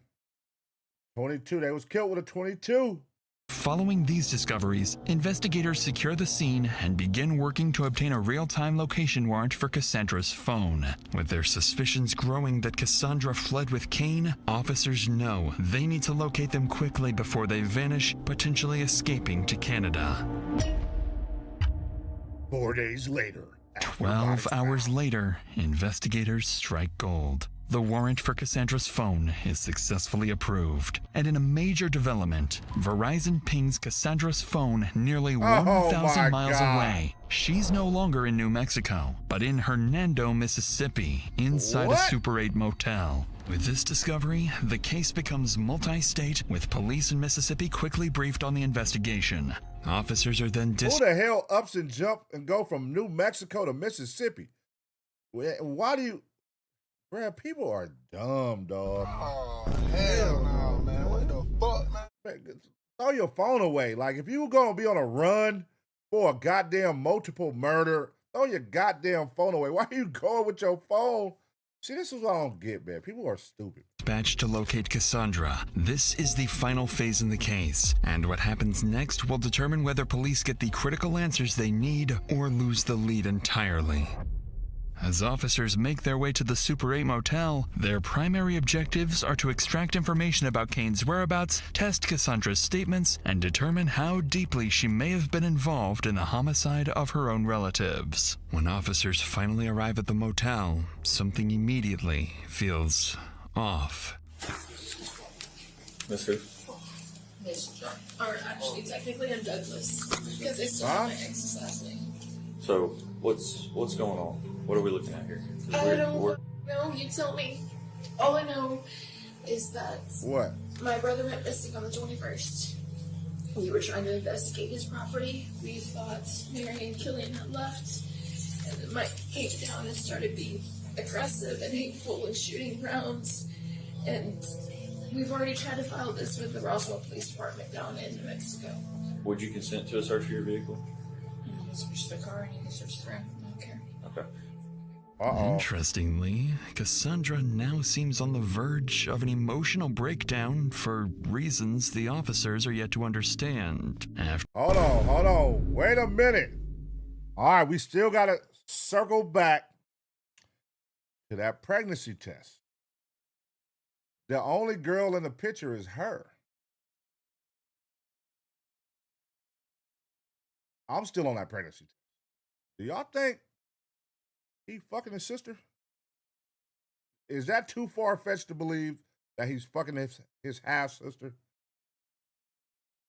After all, only 24 hours have passed, and seemingly no new information has been relayed to her. Neither news of the murder, nor that Kane is the main suspect, nor that her house was just searched.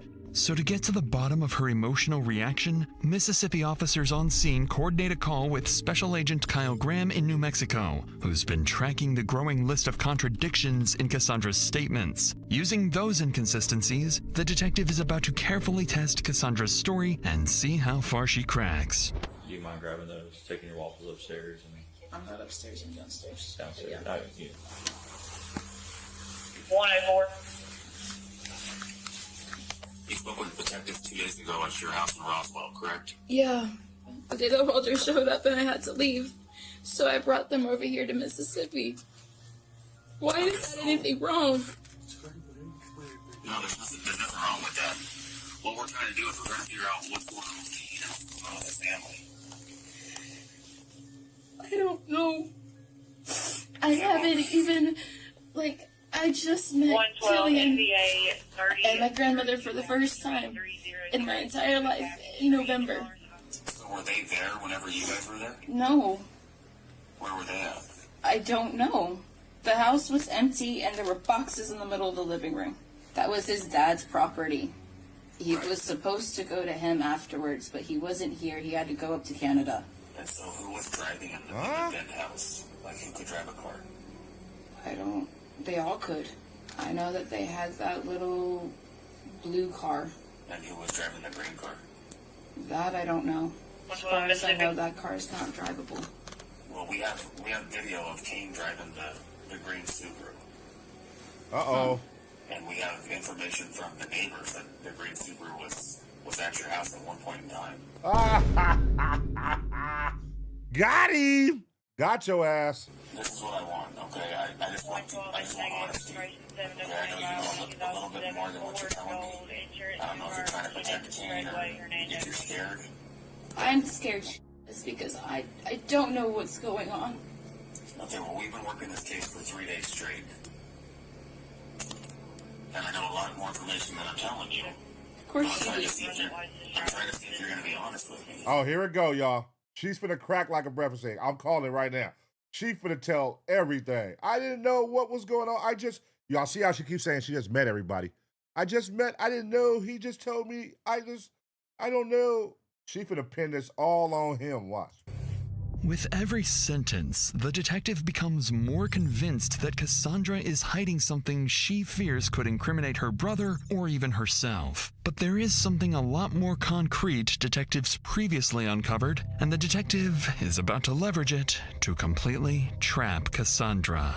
Are you aware that Kane made a police report whenever he got to the house originally, the very first time, about people squatting in his father's house?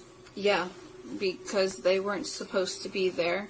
They hadn't paid any of the mortgage on it. We found documents showing that they were still using Frank's credit cards, and Frank has been dead, and that all of the bills were still in Frank's name, and they were still using that. And so I told him that that was illegal as fuck, and he needed to make a police report because you can't be using.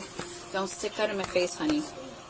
That's like identity theft. Is it true that Kane didn't even know his dad died? Yeah. He didn't know that his dad died until he came back to States. Who told him? He found his obituary. He found his obituary shortly before on the internet. That's how he figured it out. So almost a year later, he finds out his dad died. And I know that he's upset about that. But that's not enough reason to kill somebody. Nah. You win on this shit. Now, your true colors are starting to show right now. I didn't do that. So then what? So did he kill somebody? She's the mastermind. No.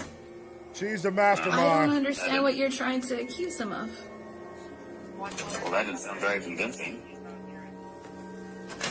I don't know what he's trying to accuse him of. She's the mastermind, y'all. That doesn't sound convincing either. Sure enough, that doesn't sound too convincing to the detective, because Cassandra has seemingly slipped up. At this point, no one had told her that the missing family members were dead or that Kane was suspected of killing them. Oh, shit. She just slipped up. That's not enough reason to kill someone. Whoever said somebody got killed. We never said that. Got Realizing her mistake, Cassandra quickly starts backpedaling to regain control of the narrative. You got anything else, Cassandra, that you want to tell me? Do you really think Kane killed them? Or hurt them? I'm pretty concerned. I mean, I don't think 3 people just vanish off the face of the earth, especially when 2 of them are elderly. And then Kane just comes in from Canada and all hell breaks loose. That's kind of suspicious to me. Right. God, I'm so stupid. I wouldn't even think to put 2 and 2 together like that. Yeah, all right. But Mike was so f***ing scary when he came down. And he was so aggressive. And I thought we were gonna die. I thought he was gonna shoot us on the property. Well, you didn't even see that he had a gun. Kane told me that he had one. And he was mad enough. Oh my God, he was so mad. As a last-ditch effort, Cassandra goes back to accusing Mike of being responsible for the disappearances. But in fact, officers in New Mexico have already quietly debunked that claim, information they are holding back for the right time and place. Before leaving, they also check Cassandra's car, where they find belongings hastily packed up. But Cassandra explains this as a desperate attempt to run away from her abusive ex-boyfriend. So shortly afterwards, the officers wrap up their visit. But in doing so, they've proven something crucial. They can find Cassandra whenever they want, something she clearly didn't anticipate. It seems as though the confrontation went nearly perfectly for the detectives, but Cassandra has a crucial secret that had went unnoticed at the motel. Kane had traveled to Mississippi alongside her, was staying nearby, and had successfully hidden from officers, marking yet another moment where she misleads police about his whereabouts. So less than an hour after police leave the motel, the two would begin plotting, coming up with a plan they think will get them out of this gruesome mass murder. At 2 p.m., Cassandra's vehicle is seen in front of the Hernando Police Department. Kane would step out and calmly walk into the station. 15 minutes later, Kane would be seated in the department's interview room 2, alongside... Oh, no, these motherfuckers are idiots. Oh, hell These no, motherfuckers man. are idiots. Oh, come on, man. All right, let's see what they finna say. Right now, whatever they finna say is finna be the dumbest shit in the world, because what the fuck are y'all doing, brother? You just got in town. All of a sudden, the people who's at the house that you're mad about living at the house is missing. And the last person that saw you said they saw you with a gun. The last person who seen you at that house said they saw you with a gun. And what they find in the house? Bullet shells. Nigga, family's gone. Blood cleaned up. They got you on Walmart buying cleaning supplies. You're done, dog. Detective Stovall. The sudden appearance of Kane would leave detectives with little room to prepare, so Special Agent Silva, a New Mexico detective already working this case, would be placed on call to assist in the interview. It's important to note that this is an interview and not an interrogation, as Kane has agreed to speak voluntarily and has not been detained. In reality, this interview can only work against him, but in his mind, this is both his and Cassandra's final chance at freedom. Agent Silva would begin the interview by making this crystal clear. And before we get any further, I do want to let you know that you are not under Miranda rights. You are not anything like that. You are free to leave at any point. You don't have to answer any of my questions, anything like that. You can say, hey, I don't want to answer that question. If you don't want to, we can go over another question and we can skip to the next one. But I do want to let you know that you are free to leave, okay? Thank you, sir. All right. After realizing he's free to walk out at any time, Kane shifts tactics. He begins probing the detective for information, trying to figure out how much investigators have bought into the false narrative he's been intentionally feeding them. Can I ask you something? It's, on one hand, kind of nice to talk to somebody from Otero. Also, maybe a little concerning. Did we have to speak directly because I'm considered a missing person? Well, that's what I wanted to talk to you about. Is there's so many like missing persons. There's a lot of phone calls to the sheriff's office. So, like, why would somebody be saying that you're missing? And then there's also some other missing reports going on. Like, there's a lot of firearms missing, right? There's a lot of vehicles missing. I want to talk to you and get your side of the story of what's going on. I was trying to come in and speak with somebody in person. And what happened with that? On my way down to Alamogordo, I gave another uncle a phone call because I had seen him on the property and he was a very looming presence at the time. I was hoping to stop in and ask him about some things and some personal aspects that were going on. I wound up getting run off the property and had to kind of go into hiding because I know his influence and the extent of his company. Okay, well, which uncle is that? Oh my God, dog. These niggas are dumb. Mike Blett. So Mike ran you off the property. You had questions for him? Is that what I'm understanding? Yes, sir. So when did this happen? It was when I was on my way down on the 21st. I kind of explained the situation to my sister a little bit, and I told her, if you don't hear from me, call somebody. I know I keep jumping around and just trying to confirm everything. You went to Mike's house to talk to him and he shot at you, correct? Yes, sir. Because I want to talk to Mike about that. Like, why are you shooting at people through front doors? That's kind of dangerous. That was the suite that was on the 21st. I would absolutely appreciate you taking a look. Kane makes his alibi clear. Mike, the man who kicked the entire investigation off in the first place, is the suspect detectives need to be focusing on, alleging he shot at them through the front door when they approached the home. Unfortunately, detectives have spent far more time investigating than Kane realizes, allowing Agent Silva to completely debunk Kane's story. What a bunch of fucking idiot. So now he's trying to make it like the nigga was in the house with a gun, so that's who killed him. And come on, man. Golly. These niggas are dumb. Oh, hell no, man. What the fuck, man? Man, listen, man. Don't do crime, man. Like, what is... you didn't think this through. You moved on impulse. You moved too fast. And now you're trying to clean it up and think what will work.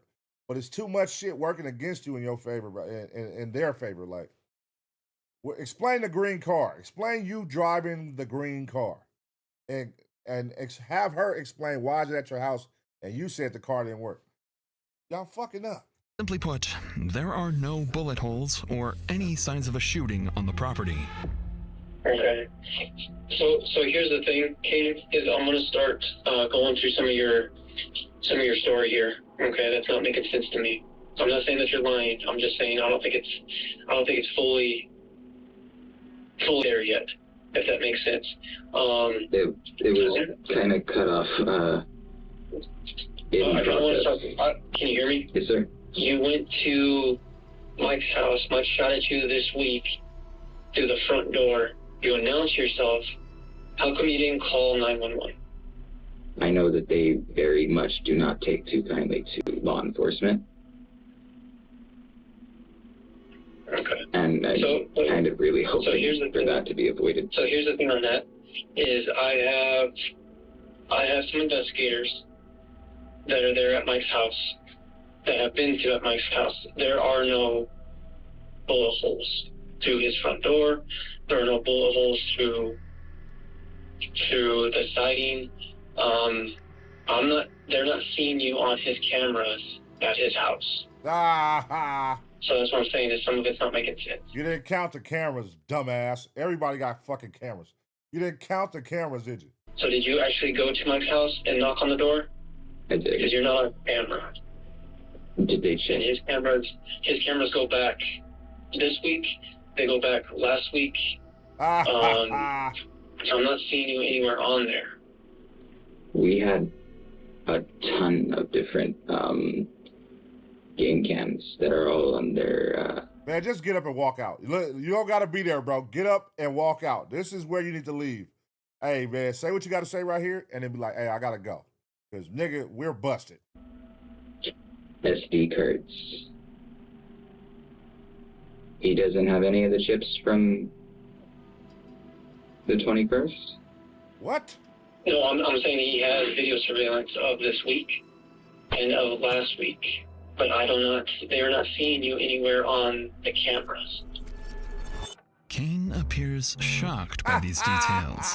Whatever he thought happened that could favor his story simply didn't. Kane would sit in silence for an extended period of time, seemingly in denial that his plan was so terribly miscalculated. Terrible.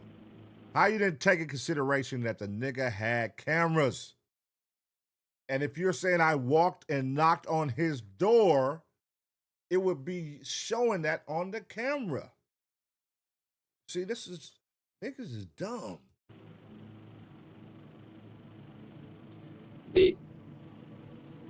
Look, you don't know what to say. If they still have the footage, they should totally show me pulling up. I parked along the mailbox. What? Kind of behind it a bit, not necessarily pulled up past it. Shut your bitch ass up! It's over with, man. Hang it up. You're done. Look, you can't even talk no more. He's stuttering now. He don't know what to say. You're busted, brother. Walk out. Leave. Just go. Walked right up the drive up to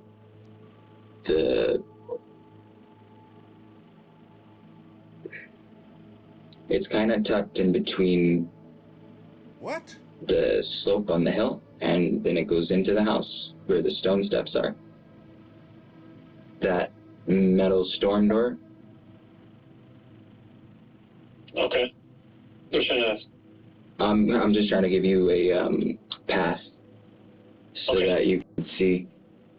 And that was early afternoonish. I got there between 1 and 3 o'clock, I believe it was. I have to look at the help. I don't have it. This is bad. This is bad. But if they have that footage still, then I'm definitely on it.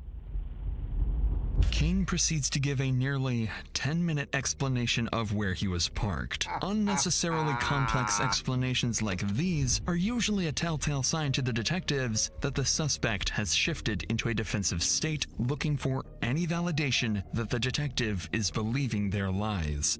Agent Silva takes note of this and begins leaning deeper, this time pressing Kane on his sister Cassandra and her potential involvement. Previously, police recovered and documented strange items during the home's crime scene search, and it's still unclear why they were there. Silva plans to use these details to force Kane into defending Cassandra's innocence, a tactic that will create a contradicting story compared to what Cassandra told officers just hours prior.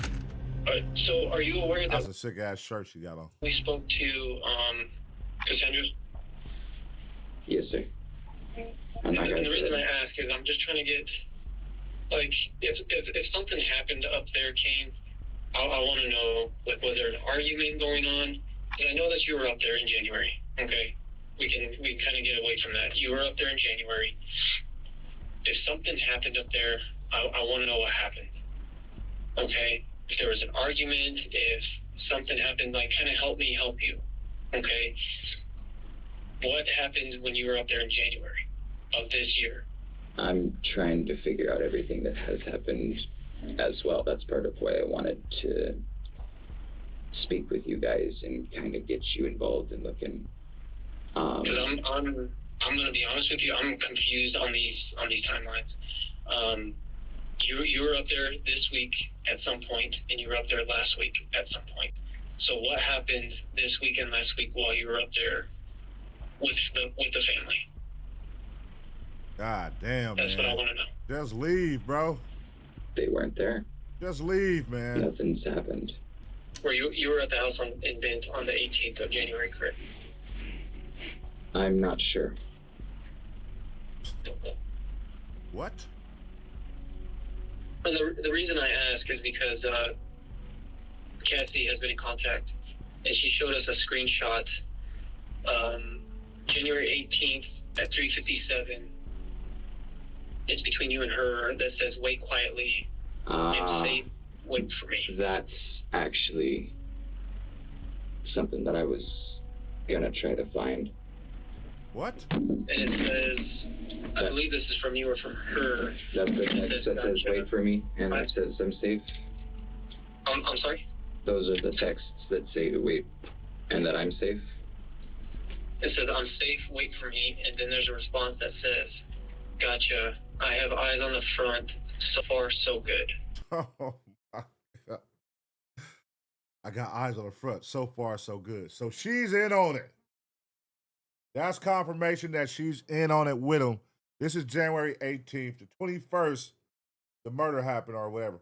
So confirmation, they are in this together. They plotted on this together. Whatever is going on, she's with him. It's over with, brother. It's done, man. That's the day that Mike came up to bed. Okay.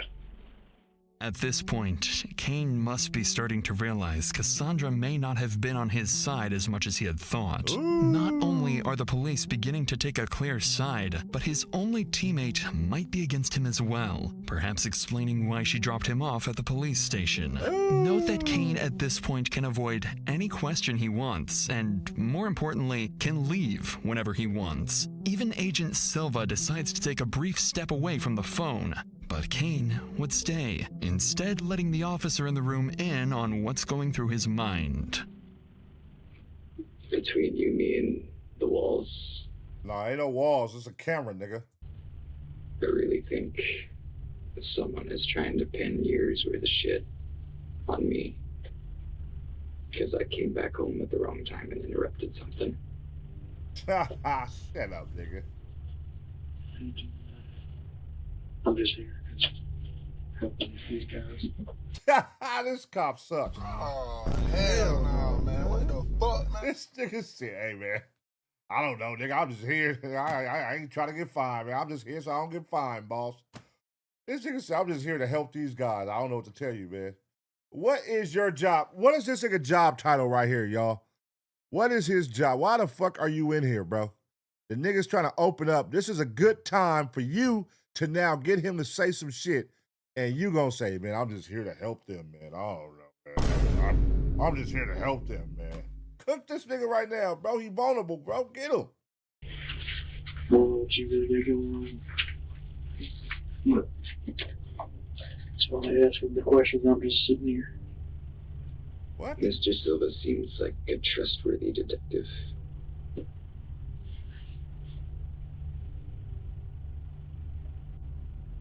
I used to joke, though, and I always say I make a great scapegoat. I'm kind of hoping it's not the case this time. I came here today to ask you guys for help and talk to people that I knew wouldn't be necessarily under an outside influence. Right.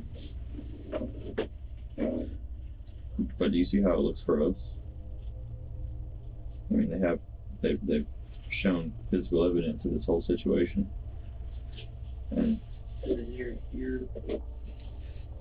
one day you're here in Mississippi, no ties to Mississippi at all. Like, you have no family here. No, sir. You have nothing here. No, sir. Yes. So why are you in Mississippi? That's why do you go? How do you go from New Mexico to Mississippi? Where did you think you were going? Where was y'all end goal? Because y'all headed north. You know, if you just committed a multiple murder, most people would try to go for the border. Oh, he was probably trying to go back to Canada or something. Like, most people would go north and go to Mexico or some shit, try to get up out of here. Maybe he was trying to go back up north to Mexico. I mean, to Canada. That would be stupid, though. All right. My family died, man. If I was in that seat, and a detective 13 hours away on a cell phone call told me that who are they to you? My brother, my grandmother, and my uncle. Your brother, your grandmother, your uncle. If somebody called me and said, not only was my brother killed, but also your grandmother and your uncle were killed. If somebody told me that over the phone, you know what I would be doing? I think I did. Do you know what I would be doing? I wouldn't be sitting there staring at a wall. I'd be bawling my eyes out. I'd be throwing the water bottle across the room. I'd probably rip this table out of the wall. Yeah, but then you guys just rush in here and... But I wouldn't give a shit. Out of me. I wouldn't give a shit. Because of how much I'm close with my brother. I'm not close with my grandma. But it's still the fact that somebody did that to my family. Do you understand where I'm coming from? Well, they asked what I think should happen to Mike or whomever did this, and in polite company I couldn't say, but back where I'm from, they'd be up from a tree. Right. So that's more of a response that you would expect. But the issue I'm having is there's no emotion. None whatsoever. There's no sadness. We're not getting anything. Which leads me to believe you already knew this had occurred. I didn't know that. Look. Even the officers with no context of the case can't help but assume Kane was involved in the murders, leaving him to sit in silence as he realizes how poorly this voluntary interview has gone. Agent Silva would return and continue pressing Kane for answers. Whose idea was it for him to come into the police station? Like, who told, like, you and her plotted, hey, this is what we're going to say. And then the moment that he presents some shit that don't line up with what you said, which is you couldn't have possibly walked up and knocked on the door because you're not on camera. From there, you lost all your energy. You started stuttering. You couldn't answer. Your whole story was thrown off now. And you haven't showed no compassion. Dog, you lost your grandmother, your father, your uncle, and your brother. And it don't seem like you care one bit.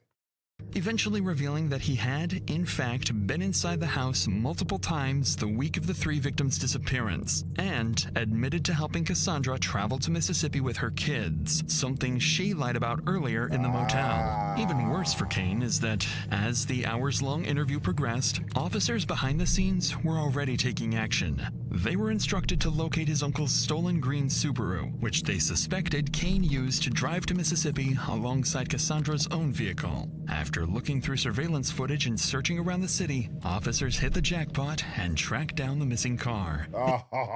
Inside, they found latex gloves, .22 caliber ammunition, an empty Ruger pistol box, and most importantly, Kane's passport.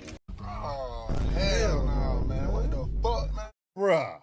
So you took the 22 bullets with you? Oh my fucking God. This nigga's an idiot. Tying him directly to the stolen vehicle. Now investigators have exactly what they've been missing. Probable cause. Stupid. And with that, Kane is no longer free to leave. And he's about to find out just how massively his attempt to clear himself and Cassandra backfired.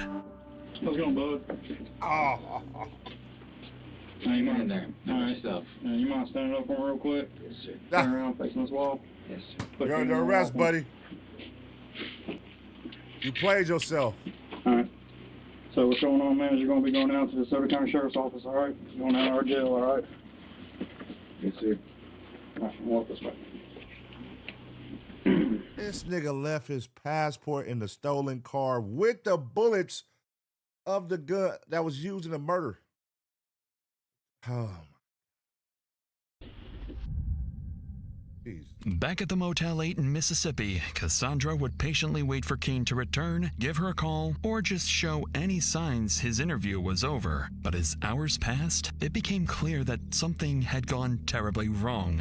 Growing worried, Cassandra packed her bags and fled alongside her children, making yet another 1,000-mile drive back to New Mexico. Detectives keep tracking her phone signal until it finally stops at her parents' house. By this point, investigators have more than enough to justify Cassandra's arrest. But one critical question still remains. Was she directly involved in the murders? And if so, to what extent? Because of that uncertainty, officers make a deliberate decision. Rather than moving in aggressively, only 4 investigators go to the house, keeping the encounter calm and cooperative. Their goal is to interview Cassandra on the property and, if possible, apply enough pressure to turn her against Kane. If they can do this, they'll be able to pin both Kane and Cassandra against each other. All right, let me ask y'all. Here we are. We are this far in this reaction right here. Do y'all think she is in on this with him? Yes or no?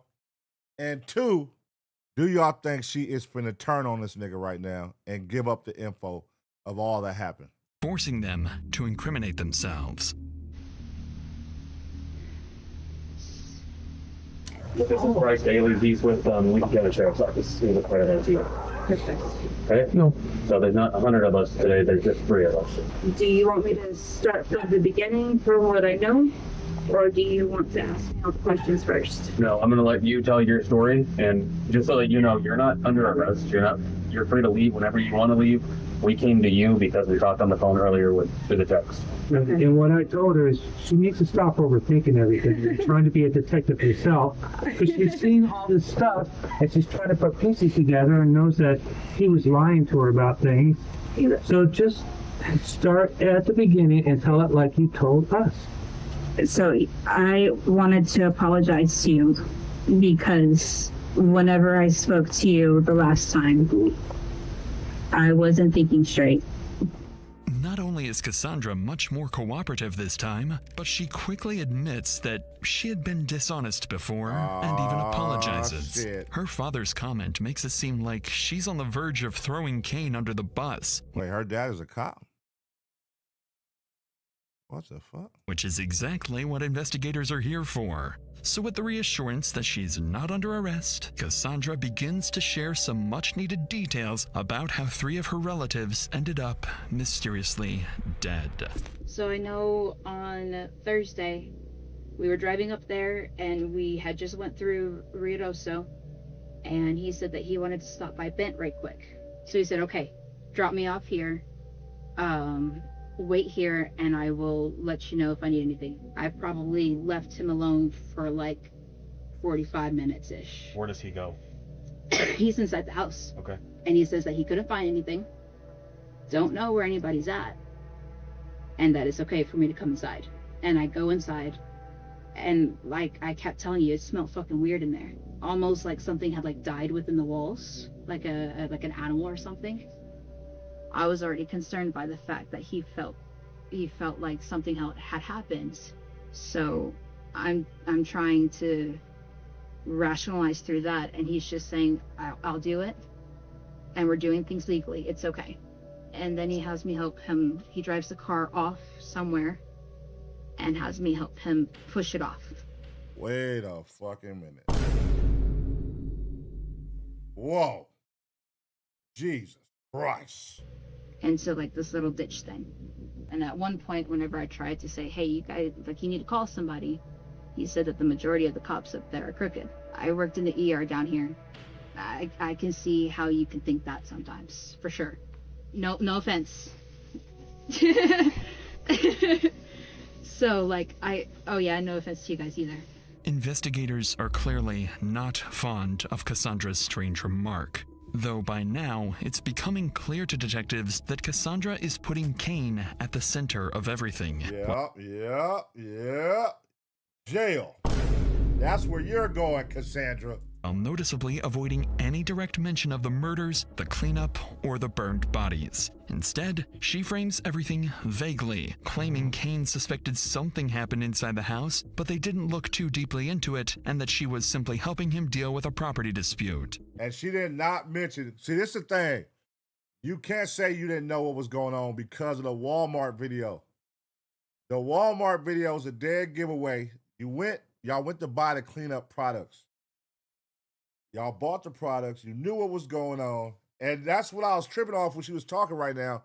I'm like, she didn't say no mention about 3 dead people. She said all the actions minus saying that people was dead. Like, I helped them push the car off. It flipped over because there's crooked cops over here. We didn't want to. What? What about the dead bodies? Investigators allow Cassandra to continue telling her story, but the more she talks, the more convoluted her version of events becomes. Then at this point, she even invites them inside, where the story only grows longer. After nearly 2 hours of listening, Agent Kyle Graham decides it's time to push back. So now we're going to get into my portion, okay? I don't know, there's been probably a team of 15 of us on this case. So we know a lot of stuff. We know everything about that property. And some of the stuff that you're saying does make sense and does add up. However, some of the stuff that you're saying doesn't make sense to me and doesn't add up. And quite frankly, I don't think some of it happened. But I will tell you right now, I don't feel like Kane could have done everything that he did alone. And I think he included you into a whole mess of a situation. I don't believe that you killed anybody in this house or on that property. I strongly believe that. I don't think that you had any part of murdering people. But I do strongly believe that he fucked himself and he needed help. And you're a helpful person. And he put you in a shitty spot and said, help me. I need help cleaning this property. I need help cleaning all this blood up. And I need help getting these fucking bodies out of this house. But now's your chance. I'm giving you the opportunity. Because I'm telling you right now, I have all that I need. The gig's up, the game's over. Okay? Oh, shit. Here we go. Y'all think she finna say, yeah, you nailed it? Or is she still finna die? This is your opportunity and your chance to tell me, what did he make you do? What did he ask you to help him to do? Kind of rat. All I know of Kind of is rat. that he wanted me to undo the headboards, the couch. But You notice no blood on that? Think about it before you answer that. Not the side that I picked it up from, no. All I did was what he asked me to do. But you understand, all you did what he asked you to do, it's too late. You already helped him. That's already a crime. Which it's too I late. know that. And So that's the reason why I asked if I needed an attorney, because I tampered with evidence. correct. So And it wasn't until after the fact that I sat there and I thought about it, because he said that everything was found that way. So the charge is already there. There's not going to be any more of. It's not going to get any worse, other than it's over with. She cracked, y'all. Just telling the truth of what happened. The charge is there. You already have a tampering with evidence charge for first-degree murder. Damn. That's a second-degree felony. Damn. Needless to say, this is not what Cassandra is hoping to hear. Bye-bye. In this moment, she realizes her days of freedom may be numbered if she continues twisting the facts to protect both herself and Kane. Cassandra... Get a lawyer. At this point, get a lawyer, because what you say from here, obviously what you're saying right now, they already own what you did. It's over with. They get you a lawyer, man. Your dad's a fucking cop. Why he ain't got a lawyer over there for you? knows something has to give, so after hearing what's awaiting her, she asks to step outside for a smoke, and this is where she finally gives detectives a small piece of the truth. Uh-oh. Like I said, I went out there. I went out to the store. Mm-hmm. And I came back.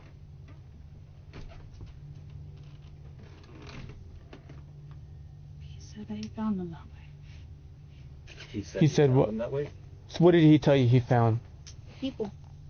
On the floor. How many people? 3. And who are they? Killian, Mary, and Victor. Damn. Shit. It's over, y'all. She just ratted. It's over. Kane killed all 3 of them. Damn. There it is, y'all. There it is. It's over. I signed up to take him to a job interview. I didn't sign up for him to do this. Do you now believe that he did it? I don't know what to believe. I just know that there was a mess, and then there was a lot of illegal shit. Lots of illegal shit. What else did you help clean up inside the house? Besides the blood? And the furniture, taking it out. Yeah. And I didn't see how bad the furniture was. Did you help clean up anything else? There's so many red flags going on right now of you saying that you walked into this house and King telling you, holy shit, I just walked into a house and all my family's dead.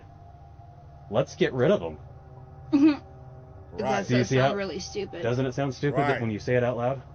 Because I guarantee you, I walk into a house with my family dead, shit's about to hit the fan because we got to figure out what the hell just happened. And I'm calling the cops. I don't... Got your ass again with that one. How can you explain that? I can see if it's like some random people and you say, I didn't want my brother to get in trouble, I helped. But these are your actual family members. And you just saying like, yeah, he said he found him like this, so I helped him get rid of him. These are your family members. Make that make sense, man. We're telling you, we've done our research. I've gotten 0 sleep in 5 days. We're not letting this go. This is a triple homicide. And not letting it go is exactly what investigators are going to spend the rest of the day trying to do, hoping Cassandra will eventually crack and give them the full story. Unfortunately, though, this is the closest they will get to a real admission, as Cassandra begins to backpedal and returns to a revised version of events where she claims they found their family members already dead. They then simply decide to cover up the scene to avoid getting in trouble because Kane believed the police were corrupt. Detectives would spend until nightfall pressing Cassandra with no success, and she ultimately sticks to the same story. So before ending the interview and leaving, Agent Graham has one more rather strange question that's been on his mind all this time. He had access to my phone. He knew my passwords. Like I said, I trusted him. He was supposed to be my brother. Can I ask you a really weird question? Sure. No. Are y'all fucking? Oh, never mind. No, go for it. Are y'all fucking? Why'd you guys buy a brand new box of condoms? I knew it. I fucking knew it. I knew it. I knew it. I knew it, bro. They're fucking. I said it. Because why the fuck? She's the only girl. Why would a pregnancy test be there? They fucking. No, that was a joke. It should be the skin on latex. And I had bought those in Chattanooga. Isn't it him and hers? And I threw them at Walter because I was tired of having kids and I was tired of being pregnant all the time. But why would they be in the Bent house? I don't know. Why would they be in the Bent house? That's why I have a weird question. Last time I knew about them, they were in the they were at my house. Well, this was in the well house with all of the cleanup.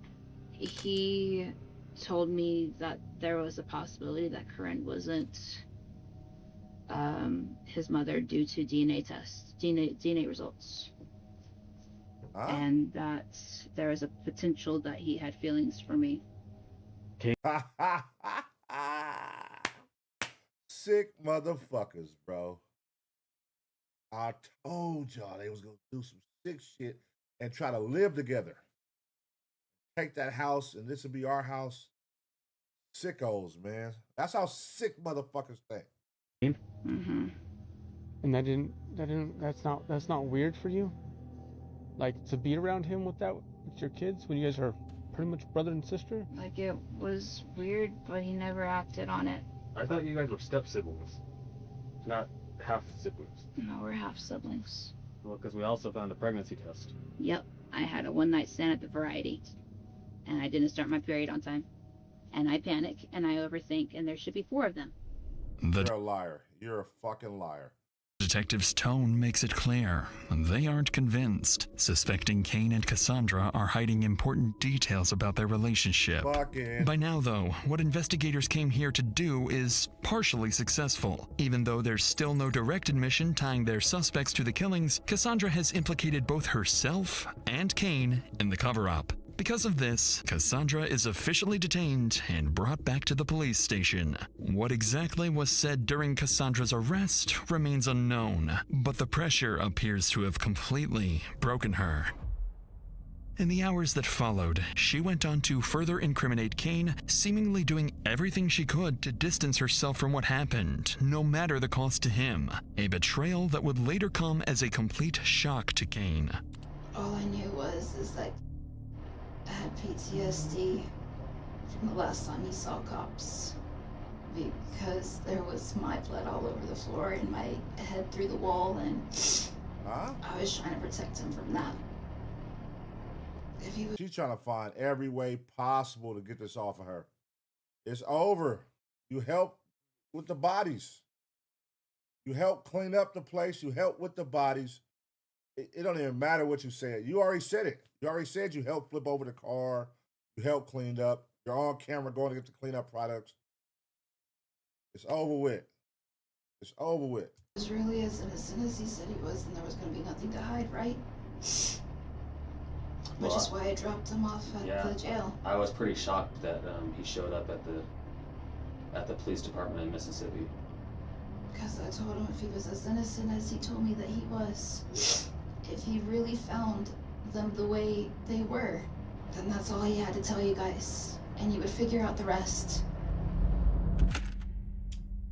In the following days, Kane is brought into an interrogation room, this time in an orange jumpsuit, for what would be his final interview. Agent Graham is assigned to conduct the interview. The same investigator who previously spoke with Cassandra and he's a creep. Secured her confession.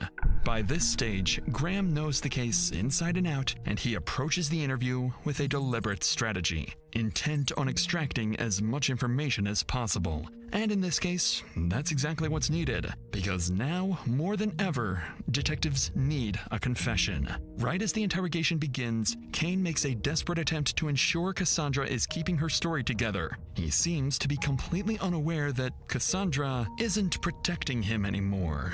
Do you happen to have a pen handy? I do. Uh-oh. Do you have her number? Uh-oh. Because I have it in my wallet at the jail, but they won't let me access it. And I need to make sure that she's okay because she mentioned wanting to go back down to New Mexico. And after doing it once, that's already a hard enough trip. Huh? Oh, you don't know that she... Oh, you don't know. Oh. Oh, she hasn't called you. You guys haven't talked. Well, I talked to her Sunday when she got back into Roswell. I don't even know what the date is, man. At this point, Kane still believed Cassandra was in Mississippi and hadn't spoken to officers since their first contact. Unfortunately, not only did Cassandra confess since then, but she did it in front of the very detective, sitting just feet away.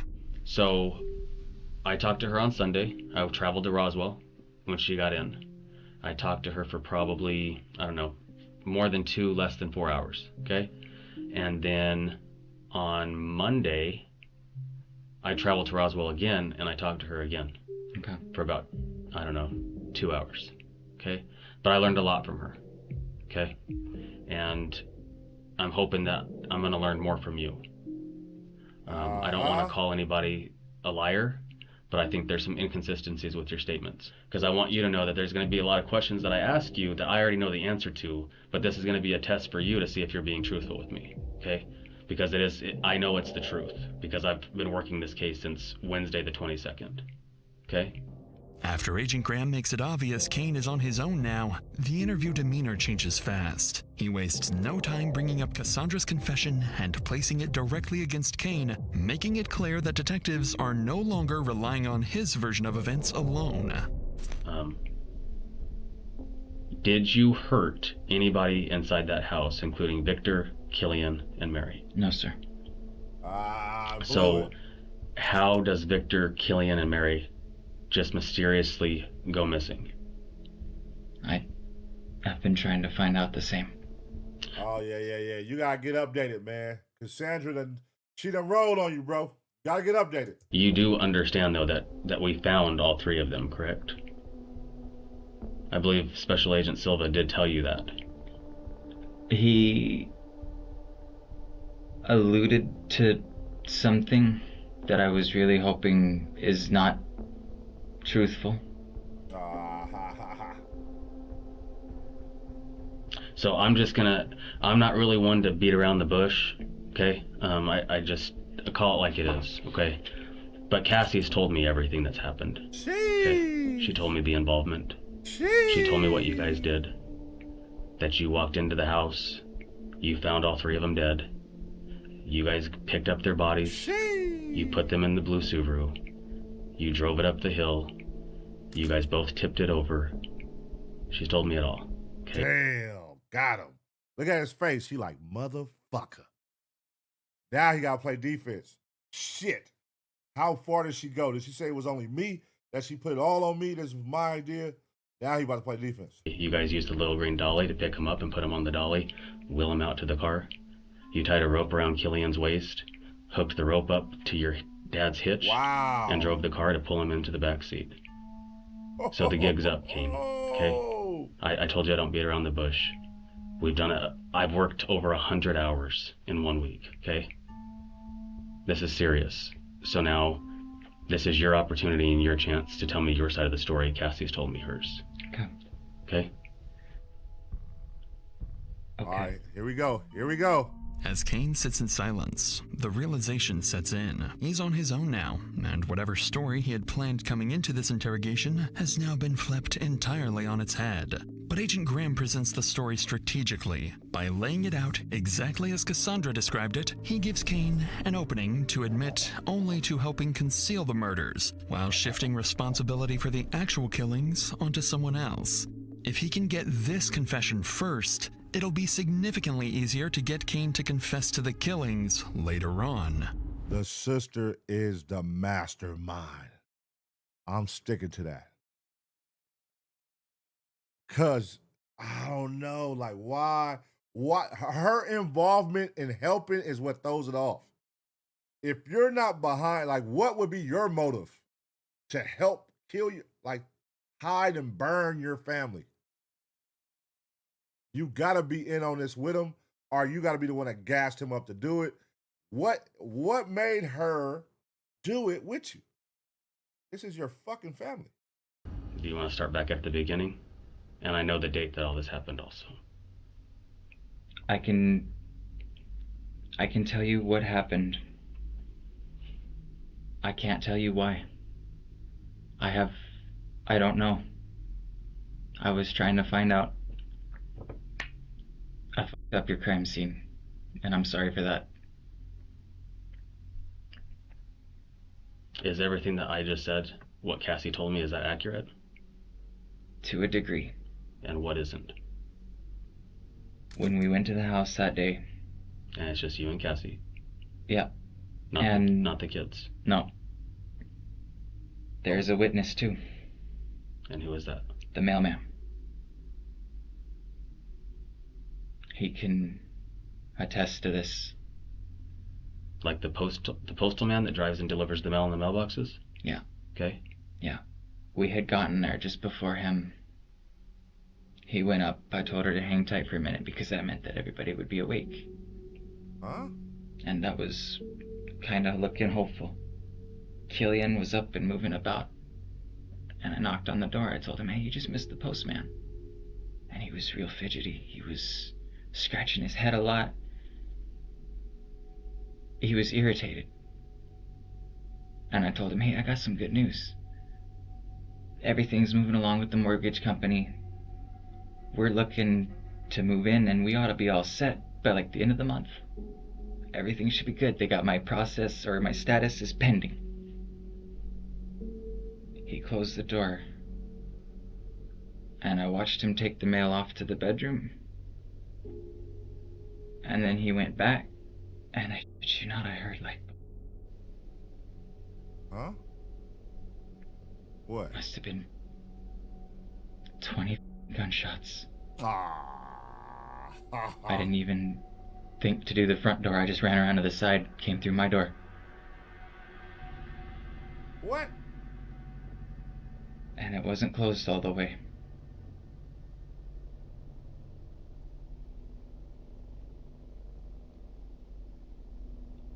I ran through the bedroom. My Uncle Vic was laying in his doorway with a gun in one hand. His other was like shaking, just kind of like floating there. And Killian was across from him. I don't know why. I don't know who shot.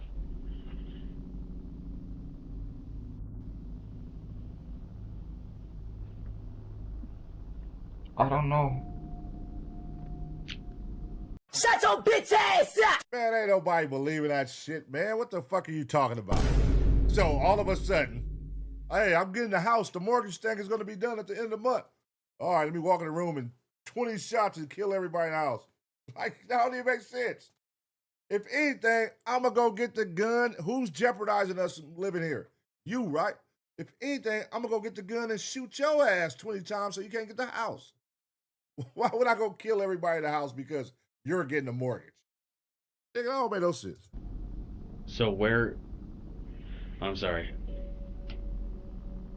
Kane, but I don't mean to be an ass, okay? But I know when you were going down this road that that's where you were headed, okay?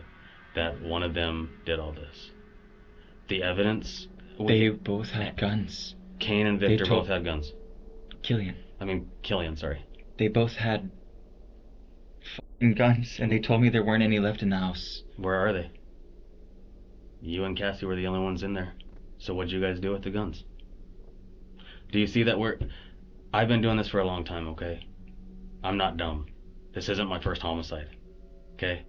Kane falls directly into Agent Graham's trap, confessing to concealing the bodies and giving a terribly thought-out lie about who committed the murders. But Graham doesn't stop there and begins pressing further, letting Kane know that nothing he can say at this point will dig him out of his grave. I'm not gonna lie to you though, Kane. Like this was a pretty tough one for us. This took a lot of time. This is the most that we've ever spent on a case, by the way. This is the farthest we've been to investigate one, too. And I mean, the whole wrapping the rope around Killian's waist and pulling him in with the other car, I mean, that was pretty creative. That's some wild shit.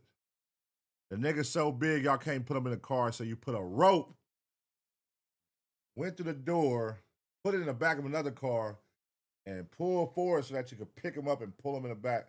That is real commitment, bruh.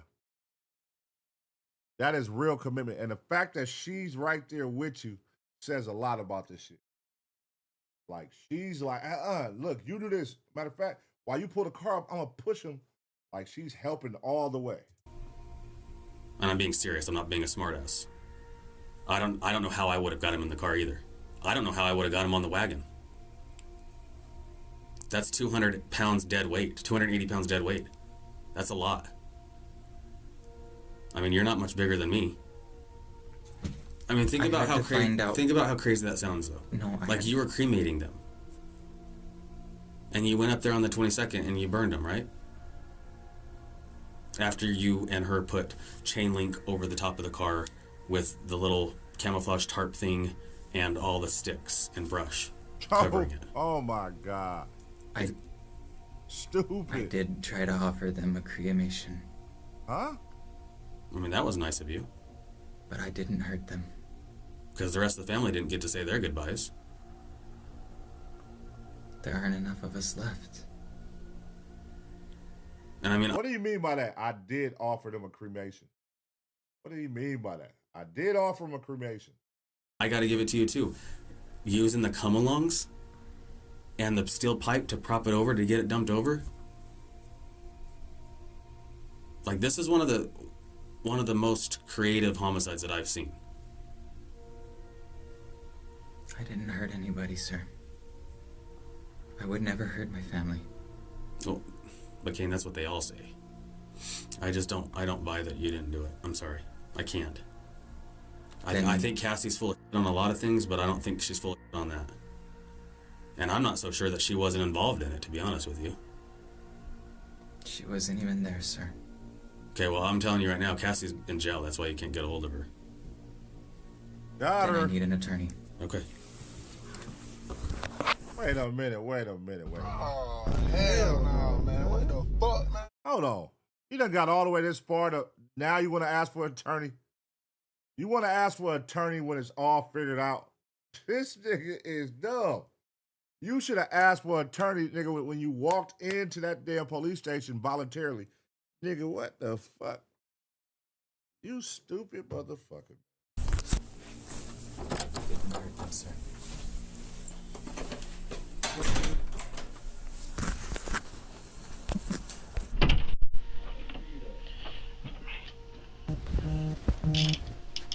My next question is, are you going to sign a waiver of extradition to go back to Mexico, or do you want us to have to get a governor's warrant and you set up here in our jail for months? Do you mean New Mexico? Yeah.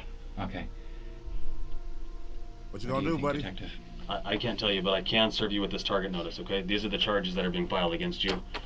This is what we're going for grand jury, okay? Come on, read them out.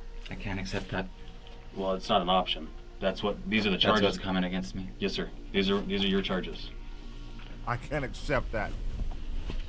Clearly, Kane doesn't seem to understand the law, and he'll be fighting the charges regardless of whether he accepts them or not. This nigga said, I can't accept that. Who the fuck do you think you are? I can't accept that. Bitch, this ain't for you to accept. On paper, Kane is charged with an array of crimes, including arson, aggravated burglary, and 3 counts of first-degree murder. Additionally, Cassandra would be officially charged following the interrogation, also getting 3 counts of first-degree murder, conspiracy to commit murder, and tampering with evidence. In the weeks that follow, detectives and prosecutors begin assembling the full picture. The blood patterns inside the house, the cleanup supplies, the burned Subaru, the shell casings, the clothing, the phone records, and Cassandra's own statements describing the disposal of the bodies. And after countless sleepless nights, investigators believe they have finally pieced together what happened. Victor, Mary, and Killian All right, here we go. Let's go. Break it all down. Killed near the south bedroom and kitchen before being moved through the house. Their bodies were then loaded into Victor's blue Subaru, which Kane allegedly drove into the canyon, pushed over a ditch, and set on fire. Kane's shifting stories and control of the green Subaru point investigators towards him as the primary actor, while Cassandra's admissions place her squarely in the cleanup and cover-up. Detectives see Kane returning from Canada as the start of a growing grievance over what he believes is rightfully his. 22 acres of family land. They allege that a dispute over the property motivated Kane and that he drew Cassandra into a plan to cover up the deaths and claim control of the land. For now, both remain presumed innocent unless and until they are proven guilty in court. If convicted, they could each face multiple life sentences under New Mexico law with decades behind bars before any possibility of parole. As for Mike, Lourdes, and the other relatives, they can rest safely for now, praying that those responsible never see the light of day again. Wow. All right.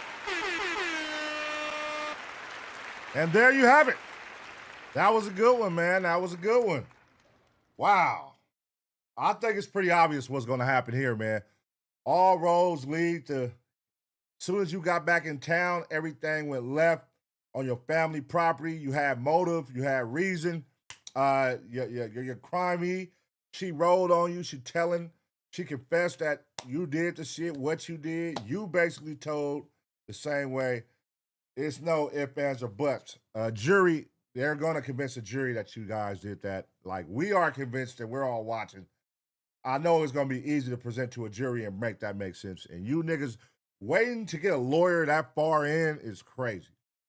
You know what I mean? Like, look how much info they milked out of both of y'all. Like, and y'all knew y'all did a triple homicide. That's what's crazy. You know you guilty. There's no way that you think you're finna outsmart them niggas with look how sloppy you are. You're driving the fucking stolen car. You're all, nigga, the people see you going back and forth to her house. She lying, saying she ain't saw you. You got the car with a goddamn passport in there with the bullet shells for the shells used in the murder. Like, you just all out of pocket, man. This was terrible. You feel me? Rest in peace to the fallen in this video. And yeah, man, this is wild, man. Let me know what y'all think about the situation. And most importantly, do y'all think they was fucking? Because that's the part we want to figure out. Well, listen, a pregnancy test, all that shit, man. What the hell? This was a crazy-ass case right here, man. Let me know what y'all think about the situation, though. I'm going to give y'all 2 seconds to smash the like. And as always, get ready for the next reaction.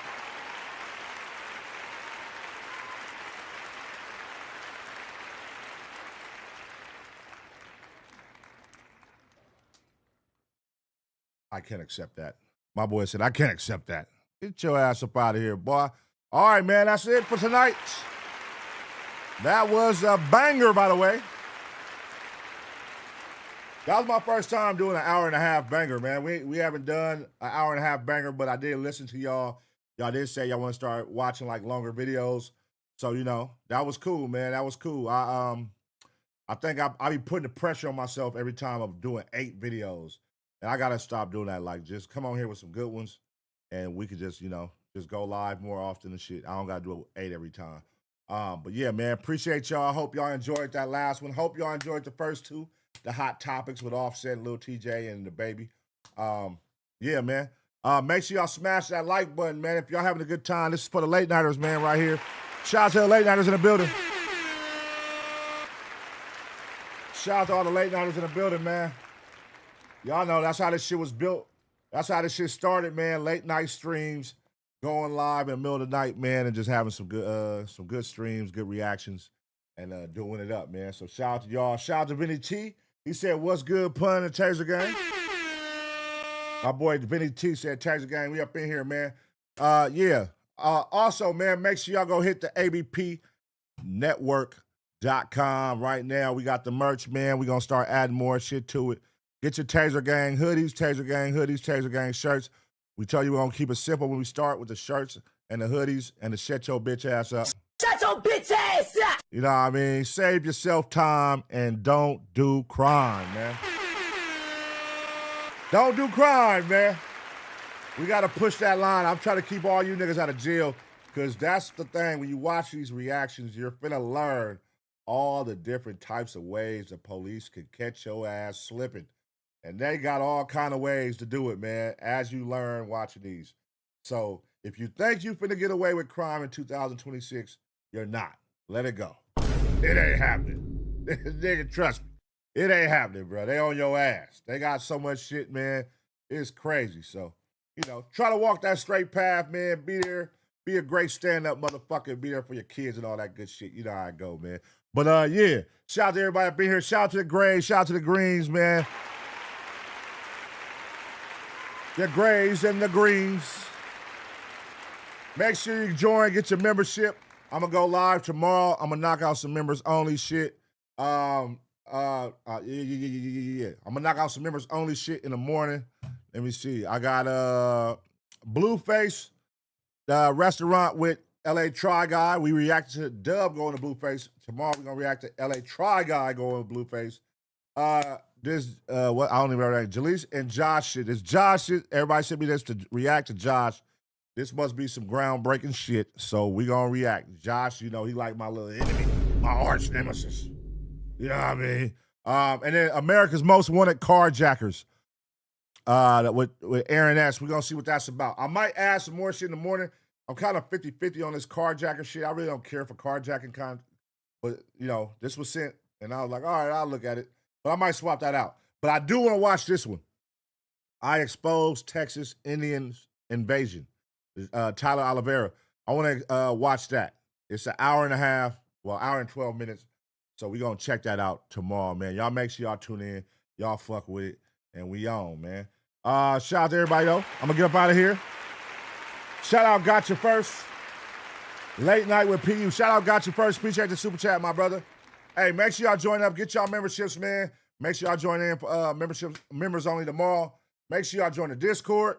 Join the Discord, man. You got a video you want me to react to? Join the Ace Pit Discord right now. Scan the QR code on the screen, hit the entertainment tab, click reactions, and drop it in. Super easy. Submit today. All right. I'm gone. Till next time. Hope y'all had a good motherfucking night. Hope y'all enjoyed this stream. Make sure y'all smash the like and make sure y'all run up the comment section, man. Like, run up the comment section in these videos. And when y'all see these reactions, make sure y'all run them likes up, hype me up. One good time, man. We're going to keep this motherfucker going. We're going to keep this shit growing. You know what I mean? We're going to get better with more better reactions. You know what I mean? Like the shit tonight, that shit was fire. Like if y'all run across dope shit like that, Dr. Insanity always got some good ones. If y'all run across dope shit like that, submit that. You know what I mean? Let's cut back from submitting the basic shit. Yeah, like the basic shit that we done watched a million times. And let's do some real dope reactions, man. All right? So I'm gone, man. Till next time, make sure y'all get y'all merch. Make sure y'all smash the like. Make sure y'all hype me up. I'm out.